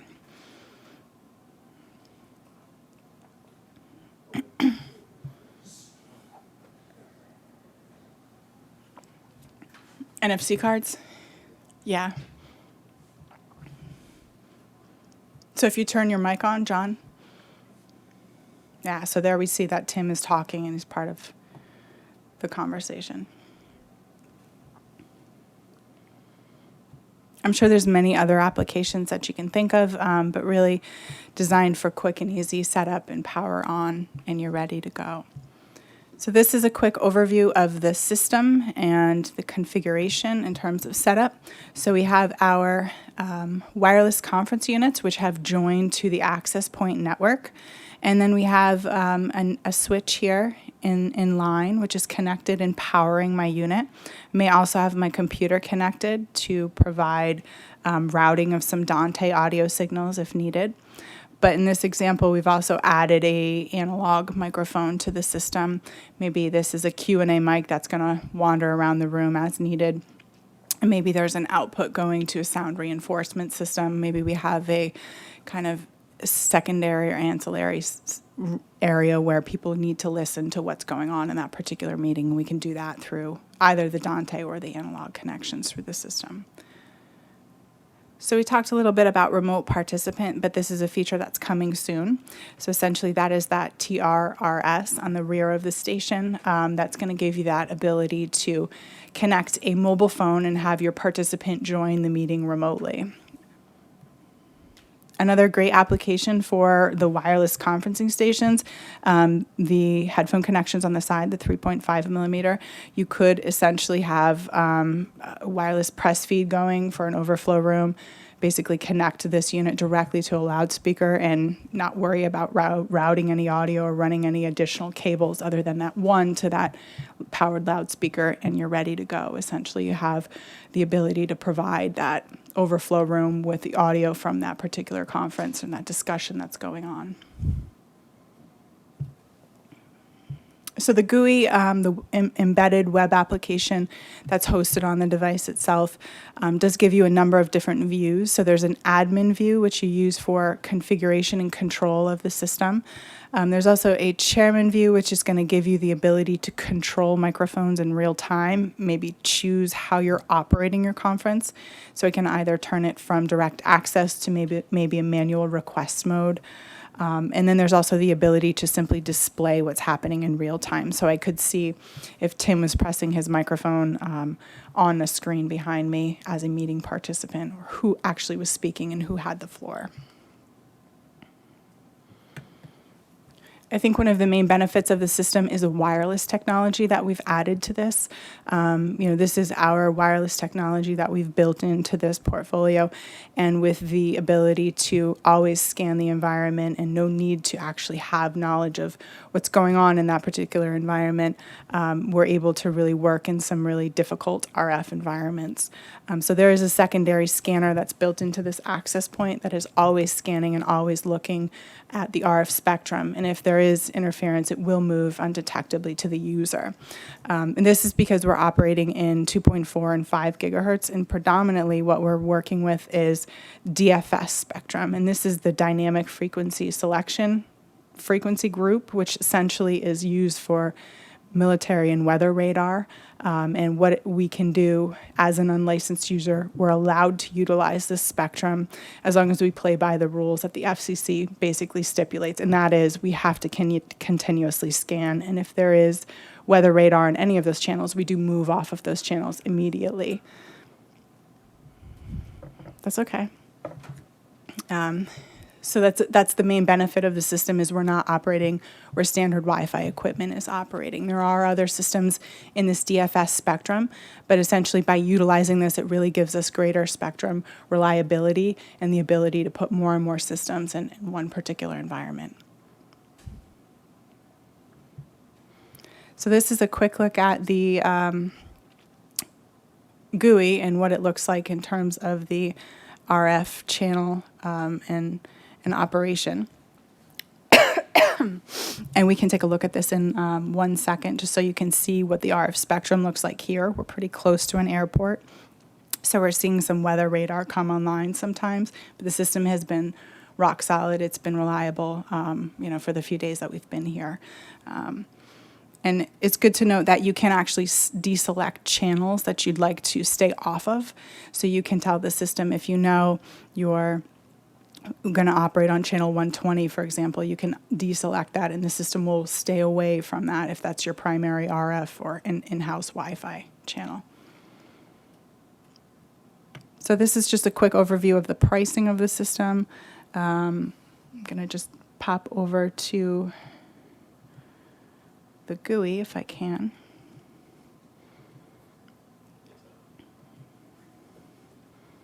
And I don't think I can. Is there? It's already up. It's behind you. Oh, thank you. You'll display. I can't. Yeah, that's why. Okay, so are there any questions on the system at all? The features, the benefits, way it operates? What's the range of the access point for the wireless? So the range can be selected. The maximum is 150 feet, and that can be dropped down to high and then medium and then low, and then you can turn it off as well. So max 150 feet from the unit. And it is sort of a half sphere in terms of the way it's radiating out. So the white side is where obviously all of the energy is coming from, and that's where it's going to pick up your microphones best. So if it's a lower ceiling type environment, sometimes on the wall is a better location for one of those access points to be. But if it's a higher ceiling, and you can have line of sight to all of the stations, above on the ceiling is another great location as well. So let me see here. Where's my mouse?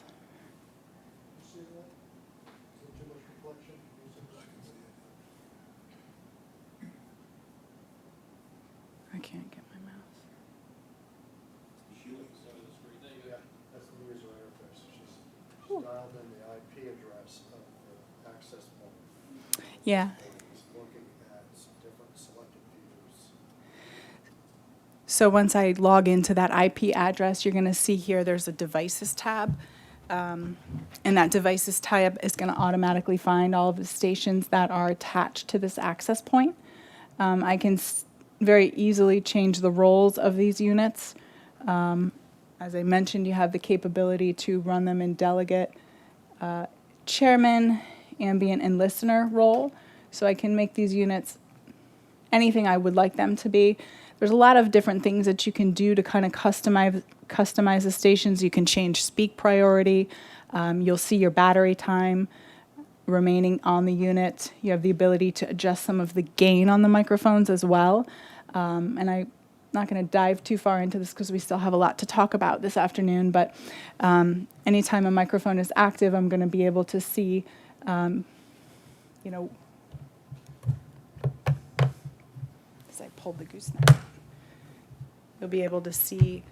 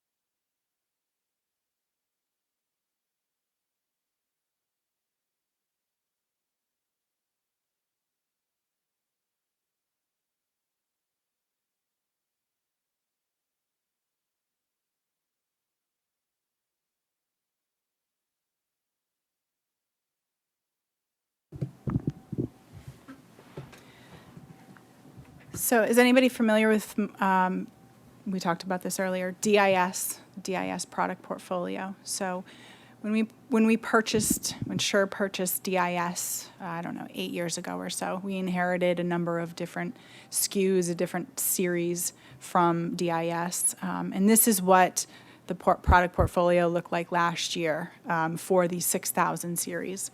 And we came in and tried to clean things up as much as we could and streamline the product portfolio so that we're really focusing on a number of SKUs that are going to meet the majority of our customers' needs.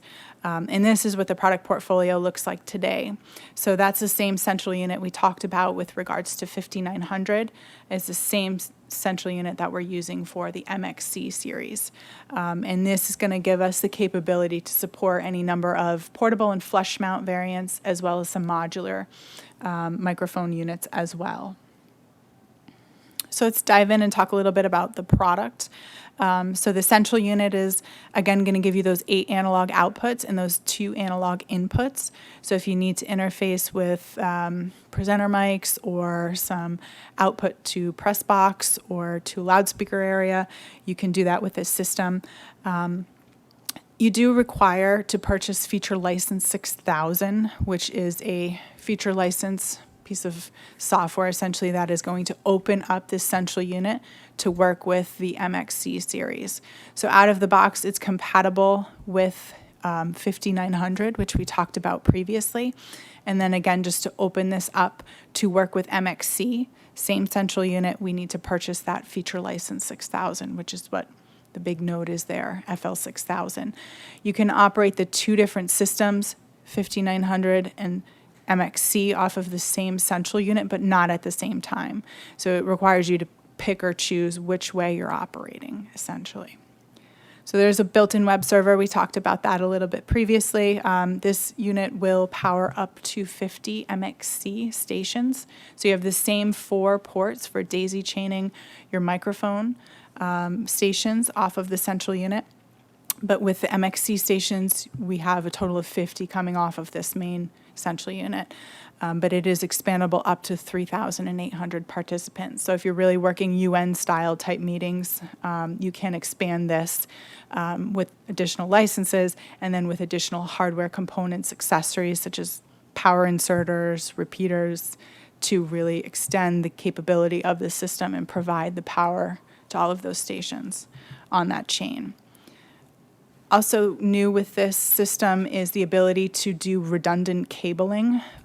So if you'd like, in the past, of course, everything was a daisy chain topology, so in to out, and nothing came back to the central unit. So if you lost, a cable went down or a station went down in the middle of your line, unfortunately, you were scratching your head trying to figure out where that problem was. Now with the redundant loop, we're essentially bringing that cable back to the central unit, and then we are able to not lose a station if one of them goes down in the middle. Everything continues to work with the exception of that problem unit, essentially. So allows for greater system reliability overall, and that's something that can be added to the system with some accessories. So really, this product portfolio is pretty streamlined. For the portable units, we have a total of 3 to 4, essentially. So the 620 is in front of you. It's the more boxy, square-looking unit. And that is going to give you an NFC card capability. So if you want to program identification and have people log into the system, you can do that with the 620. You also have the ability to assign chair and delegate mode to that system. You have dual delegate capability, so if you'd like to share one station among 2 people, you can program the system to do that. You can also send interpretation to that system. You have headphone connections with volume controls on that station itself. And then you also have some Braille overlay into it as well. So as we take a step up to 630, what we're adding essentially is a 5-position voting. So multiple choice right on the stations. And so you'll see those in front of you. Each row has a 630, a 620, and a 640. And essentially, again, what we're adding here, we have those same features, the NFC card, the Braille, the dual delegate interpretation, and chairman mode as well. What changes with the unit when you put in dual delegate? So the buttons on the station itself, right now the unit is set up where if I hit my left button, I turn someone off. But if you had your microphone active and you pressed your left button, it's going to be a cough button. So it's kind of a push to mute, essentially. What we would want to do if it was a dual delegate mode, we'd want to change out that button maybe so people wouldn't get confused. But that button would no longer exist. So it would be speak A and then speak B, essentially. Delegate 1 and delegate 2. And the limits in terms of the central unit don't really change. So if you have, it's really going to be, it's going to be a feature license for that unit is going to be 250 participants for the basic feature license versus 250 stations, if that makes sense. So, Sorry, can I just jump in? Effectively, yeah. all it's going to do is it can allow the system to recognise that two separate people are using the same microphone. So you would be John and Bob as opposed to just John and just sharing it. If I'm speaking like this as a single user, two people are using it, but the system only recognises one person. But by naming it twice, you can have the two people using it. So it allows you to keep down the amount of kit, helps in expenses, etc.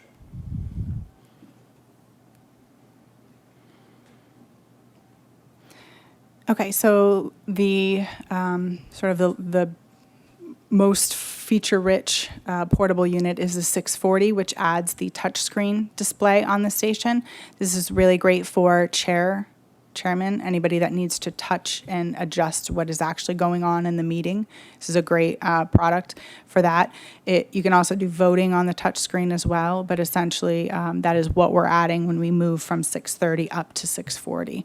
So 3 basic sort of portable models that can be used with this system. We also have them available in a flush mount variant. So the 620F, F for flush mount, is going to give the basic functionality that you have with a 620, and then the 630F is going to give you that voting right on the station as well, with the goal of I need to install this in a desk or a table permanently, and I don't want to have a desktop unit that's going to be able to float around, for example. Those models will probably cover about 90% of your installs. The modular unit that you see here in front of you essentially can be used for maybe a podium environment. What you see is the MIU box, which is on the right-hand side of the screen, is essentially the main components and hardware that's required to run the wireless gooseneck or the wired gooseneck with the loudspeaker or without the loudspeaker in this case. So what we're doing is we are requiring that modular interface box to be connected to the faceplates that are going to allow us to run that gooseneck or the gooseneck with the loudspeaker. Say on a podium, say on the arm of a chair, you may need to relocate those electronics essentially away from where that gooseneck is going to be located, and this allows you to do that. This, again, may only come up very rarely, but this is available should you need to do that with the system. Interpretation, anyone doing interpretation with any system? All right, so I'll breeze by this pretty quickly. But essentially, this is our newer interpretation unit, and this is designed to European Union standards. It does meet all of the criteria. I think we're one of the only one currently on the market that meets all of the criteria for the ISO certification. And this gives us the ability to essentially program some relay channels. So if I need to listen to another language that's already being interpreted in order to interpret out a different language, I can do that with those relay buttons, and you can configure sort of your outgoing languages. There's the ability to configure 3 of them. And essentially this is what is predominantly used in those applications where you have these interpreter booths which are set up, configured so that you can provide that interpreted audio through the system to your participants. Gooseneck microphones, we talked about this already with MXCW. These are the same goosenecks that we're using for MXC wired. So we have our 16 and 20 inch in a single and dual flex. We also have our new mini shotgun.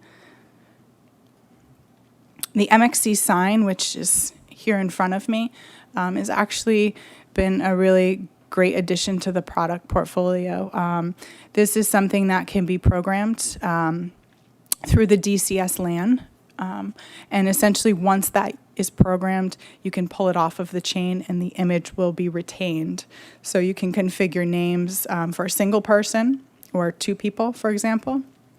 And that will allow you to either set it on a table, mount it in a table. It's a great addition for wireless name signs. It really steps the game up from the wireless tent card and allows you to kind of have a nice presentation in terms of who's speaking or who's seated in front of the particular microphone.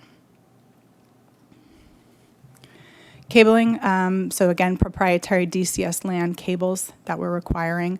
If you call for support on a system, our team is going to ask you what cables are you using, and if you're not using these cables, they're going to ask you to purchase these cables and then call us back. So it's really recommended and strongly urged that if you're installing a system, you're definitely using our cables, which are designed to carry all of the power and data that we need through this system. So we talked about feature license. Feature license 6000 is going to open up the central unit to work for the MXC series. There's also a feature license which expands the capability of the system to 3,800 units. If you're doing a system that large, call us. Interpretation out of the box, the central unit will provide you with 4 channels of interpretation. If you need to do a little bit more than that, there is interpretation licenses available for 8, 16, or 31 channels. So again, if you're doing larger kind of UN style, many channels of interpretation, this is what you would need to add to the system in order to be providing that through the MXC system. So there's a user interface much like 5900, again, hosted on the central unit. Connect your computer to the TCP IP port or the same router that may be networked on, and you're able to go in and configure some of the main system settings. So you can assign names to units, configure how many open microphones you'd like, add names to the seats. And then once you start looking at kind of configuring, adding agendas to meetings, personalizing the settings, displaying agendas, for example, we do have another product for that, and that's a software package called Software 6000. Has anybody worked with Software 6000 in the past? Okay.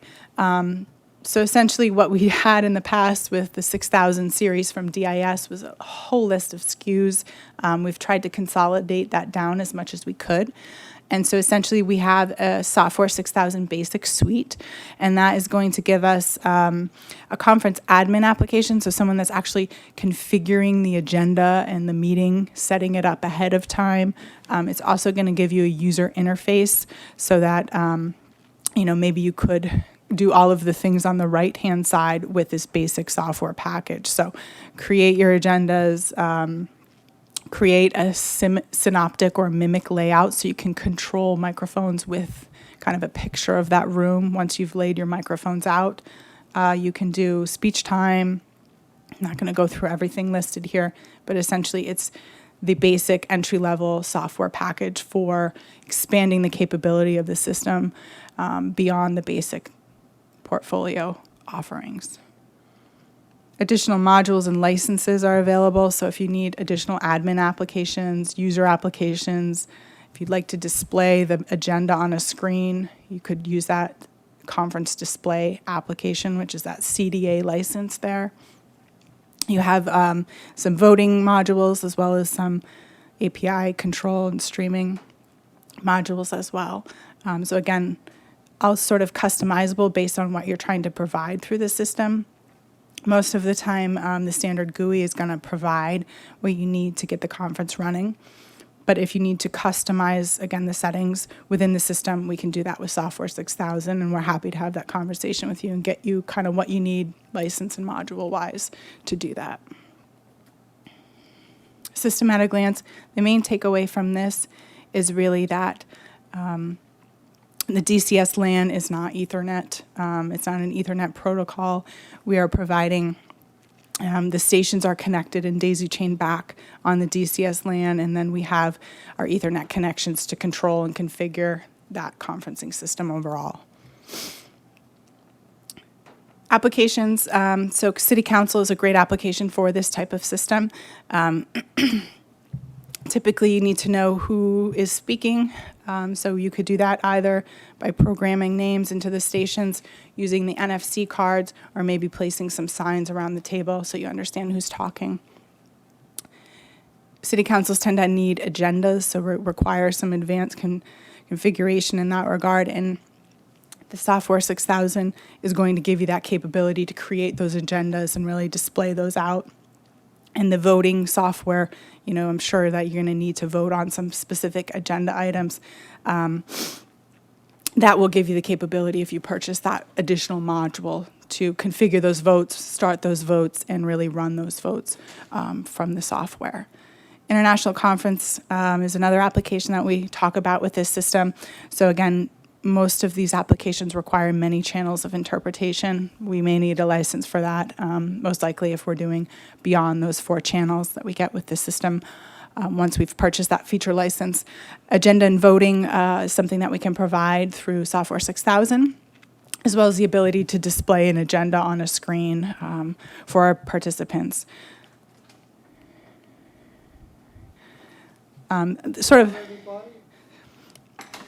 Thank you, Tim. Welcome. Losing my voice. Want water, something to drink? Go ahead. Water. Thank you, Tim. Okay, now I can talk.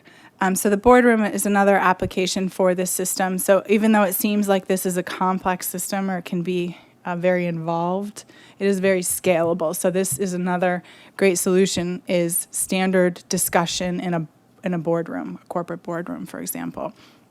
So maybe you need to know who's talking, you drop in your NFC cards, you've had those programmed ahead of time, you're doing a quick vote, you can do that right from the station. So you can initiate that vote, and as long as you don't have a need to do any sort of recorded voting or display that vote, there's no need for any additional software. Software 6000 would not be required. You could run that right from the stations and with the basic GUI that's involved in the system. And again, with a single channel of interpretation, you could run that directly from the MXC system without the need for any additional hardware feature license at all. So it's a really scalable system in terms of what it can provide. We talked a little bit about this earlier, but here comes our water.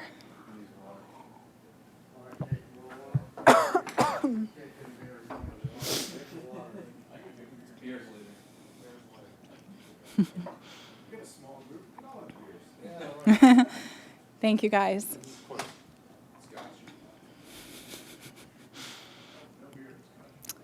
So we talked about the DCS land calculator as that tool that's available to you. It's free. It's on our website. The address is dcsland.sure.com. And essentially that's where you can create a login. You can create an account, and you're able to go in and save configurations. So if you want to say, you know, I have 30 stations, do I need an additional power supply or an extender? In this case, you're able to go in and actually drop those units into that template and see where, you know, you're getting into trouble. You'll actually be alerted. You'll get a red icon on those units, and it'll say, you're trouble, and that's when you should call us, and we can help walk you through what's needed in order to get the right power on that particular daisy chain for that unit. Pricing, really quickly, this is the map pricing, sort of the quote pricing that you're going to see for these systems. And again, we have pricing available for the software and the feature licenses. And just a quick overview, sort of pull a system together. We have our central unit here and a feature license, of course. If we want to provide 24 people, perhaps, within this conference, throw them some goosenecks. The cost for this system is going to be about $23,000, so about $1,000 per station is our street price on this. Then if we need to add voting, for example, or anything with regards to some advanced configuration of agenda, we need to add that Software 6000 package, and that's just going to bump the price up a little bit. So it's going to be 26 and change, essentially, to kind of open up that system and be able to operate that a little bit further overall. And that's really it for MXC MXCW and 5900. The goal is kind of to talk you through the main points of the system, the features and benefits, and hopefully you understand, where they fall and what their capabilities are. And again, we're happy to help if you have any questions. If you'd like to see anything, I can walk you through any of the GUIs or anything like that as well. With the voting, you said that you can't display, but where does it, does the chairman just see the results, or does everyone see the results, or? Yeah, so let me see if I can run this. So I've started a vote. So if you have a station, a wired station in front of you right now, you can all kind of pick and choose what your vote should be. And then, I'll say yes as well. So once I've stopped that vote, it'll give you kind of the results right on your screen. So if maybe it's a, kind of a boardroom and they all need to vote on, should we approve this money to go here or there, you can do that really quickly right on the station and then, of course, write it down. If you needed to save those results or come back and look at them, you definitely need Software 6000, but quick votes can be initiated on these stations at any time. So on the back behind you is the results of so where is that coming off of? Is that coming off the name? That is coming off of you put that up, the conference display application, which is part of Software 6000 that allows us to display those results behind us. I don't know if we want to run that mock meeting or if we want to. You look so keen. No, I'm good. Yeah. You wanna go with that? Yeah. Do we have enough Yeah, we can do it. participants? So what we're going to do, just pardon our acting, we're not paid to do this. We're not professionals. That's a work for sure, or for the We're not paid actors, but essentially what we're going to do is just run you through a quick city council meeting just so you can understand, how these bits and pieces work with Software 6000. So you'll notice on the screens behind us, things are going to change as we kind of proceed through this script and the different portions of the meeting.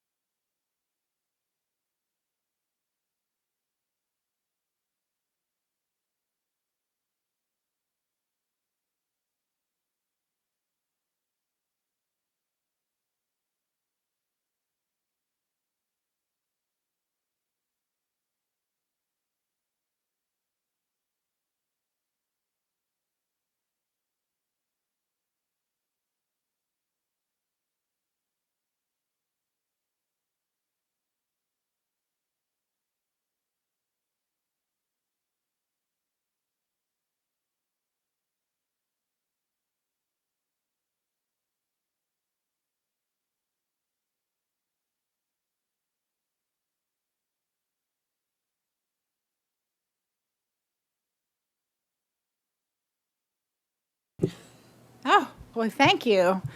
This is a really fancy schmancy system we've got here. How did you know what to do? I attended the training, didn't you? La-di-da. I thought those trainings were just paid nap time anyway. All right, let's move forward with the agenda items. Yes. Oh, hey, look, it works now. Have you ever heard the saying that council members are better seen and not heard? It was magic. How'd you turn his mic on? With the power of the system, I can turn microphones on and off as I wish. Isn't that giving you a little bit too much power? Yes, I should stick to the script as well. Apologies. Our first agenda item for today is the public comment and then vote of Proposal 617, which reads, "No person shall attempt to sell pickles that do not bounce when dropped from 1 foot and are therefore unfit for human consumption." Unfortunately, there seems to be an epidemic of pickle rustlers in these parts. I myself bought a bad jar of pickles the other day at the corner store. I took one bite and I knew they were the phony pickles. There was no crunch. Can you believe it? A pickle with no crunch? How scandalous. We'd like to open up the floor for discussion. Councilman number 2? Oops, I must have turned your mic on by accident. You need some coffee? Are you okay? Ha. Getting the hang of this here. Is there any public discussion on Proposal 617?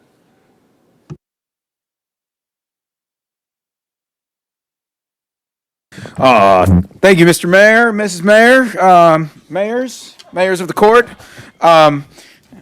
I've got a really serious matter to discuss today, and I think that I can do it in 2 words. 2 words. Sweet, brief, and pithy. I like it.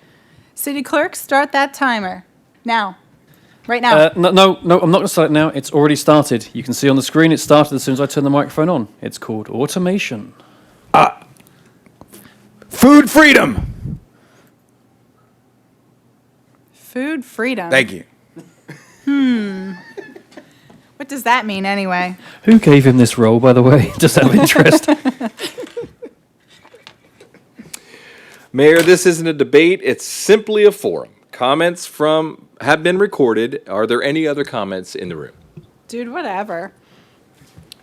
No further discussion. The council will now vote on Proposal 617. All those in favor of requiring pickles to bounce before consuming, say aye.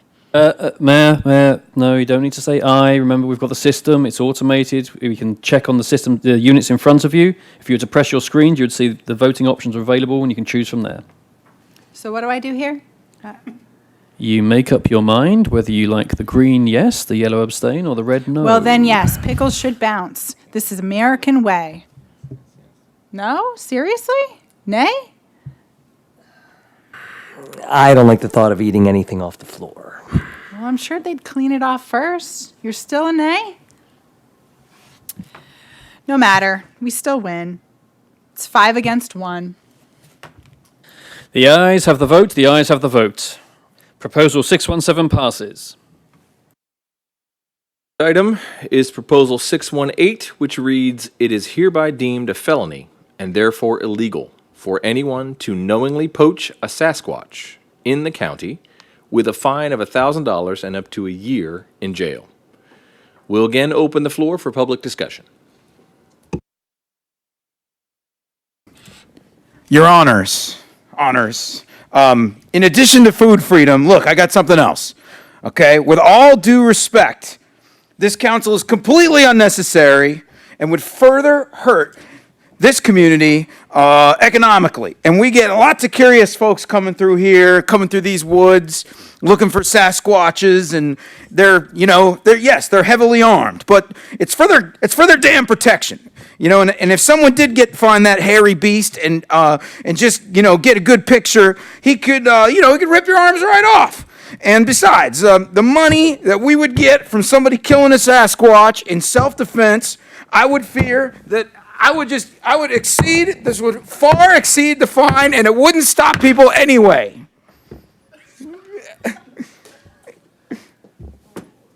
Sorry, we've had to put this several times. Well, alrighty then, Mr. Podium.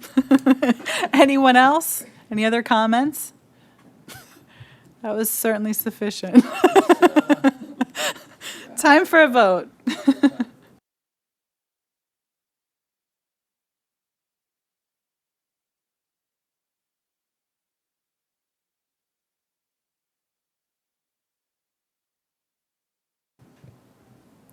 No? Seriously? Again? What's wrong with you? Sasquatch don't exist. I think that's a matter of opinion, Actually, Mr. Dreyer. after decades, centuries, even no evidence that such a creature has ever existed in the time that I've been aware of it. And Actually, after decades and centuries, I'm a little tired of hearing you talk. And I'm glad that common sense has not won the day. because the vote did not pass. So, is there anything else on the agenda there, Mr. City Clerk? No, I've just checked, and thankfully that's it. No, nothing else. Then we shall adjourn the meeting. Oh, yes, please. Thank you, Mr. City Mayor, City Clerk. This meeting is adjourned. You're the mayor.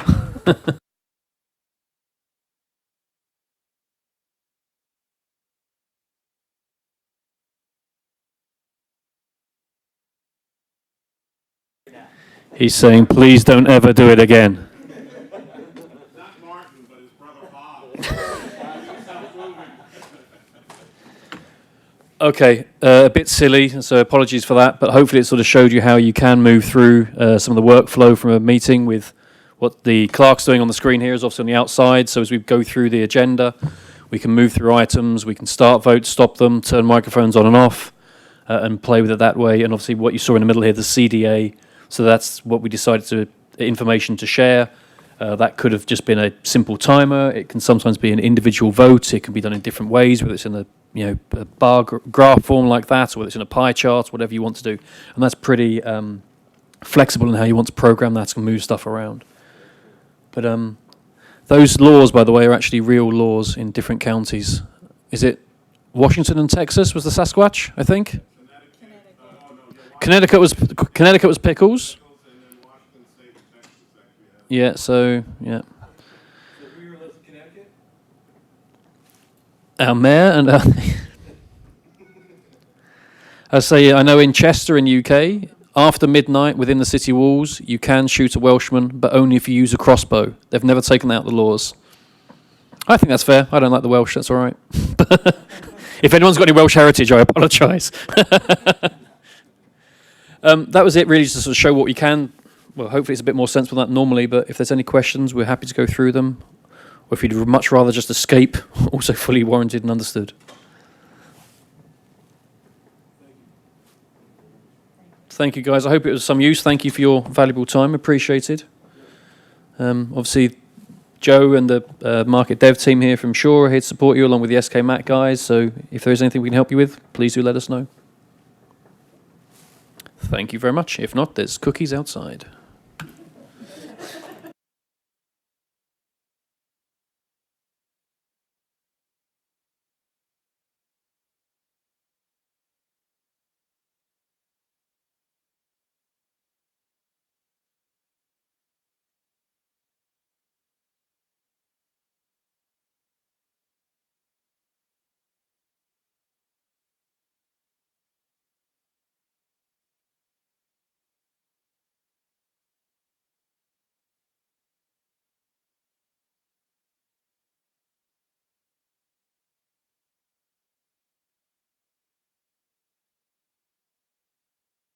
Oh, now he comes. Now he comes in and helps out, Mr. Tim. Cards,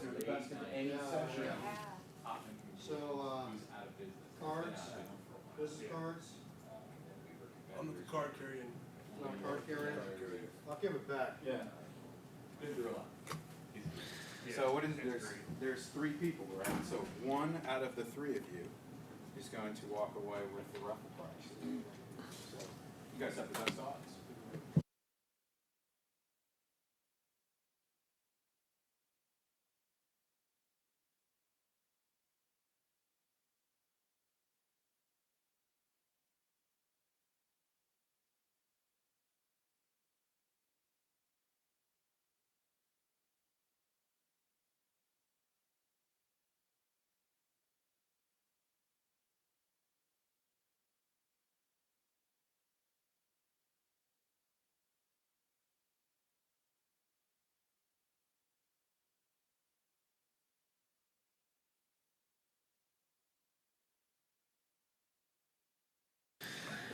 A crumpled piece of paper will stick to the fingers easier.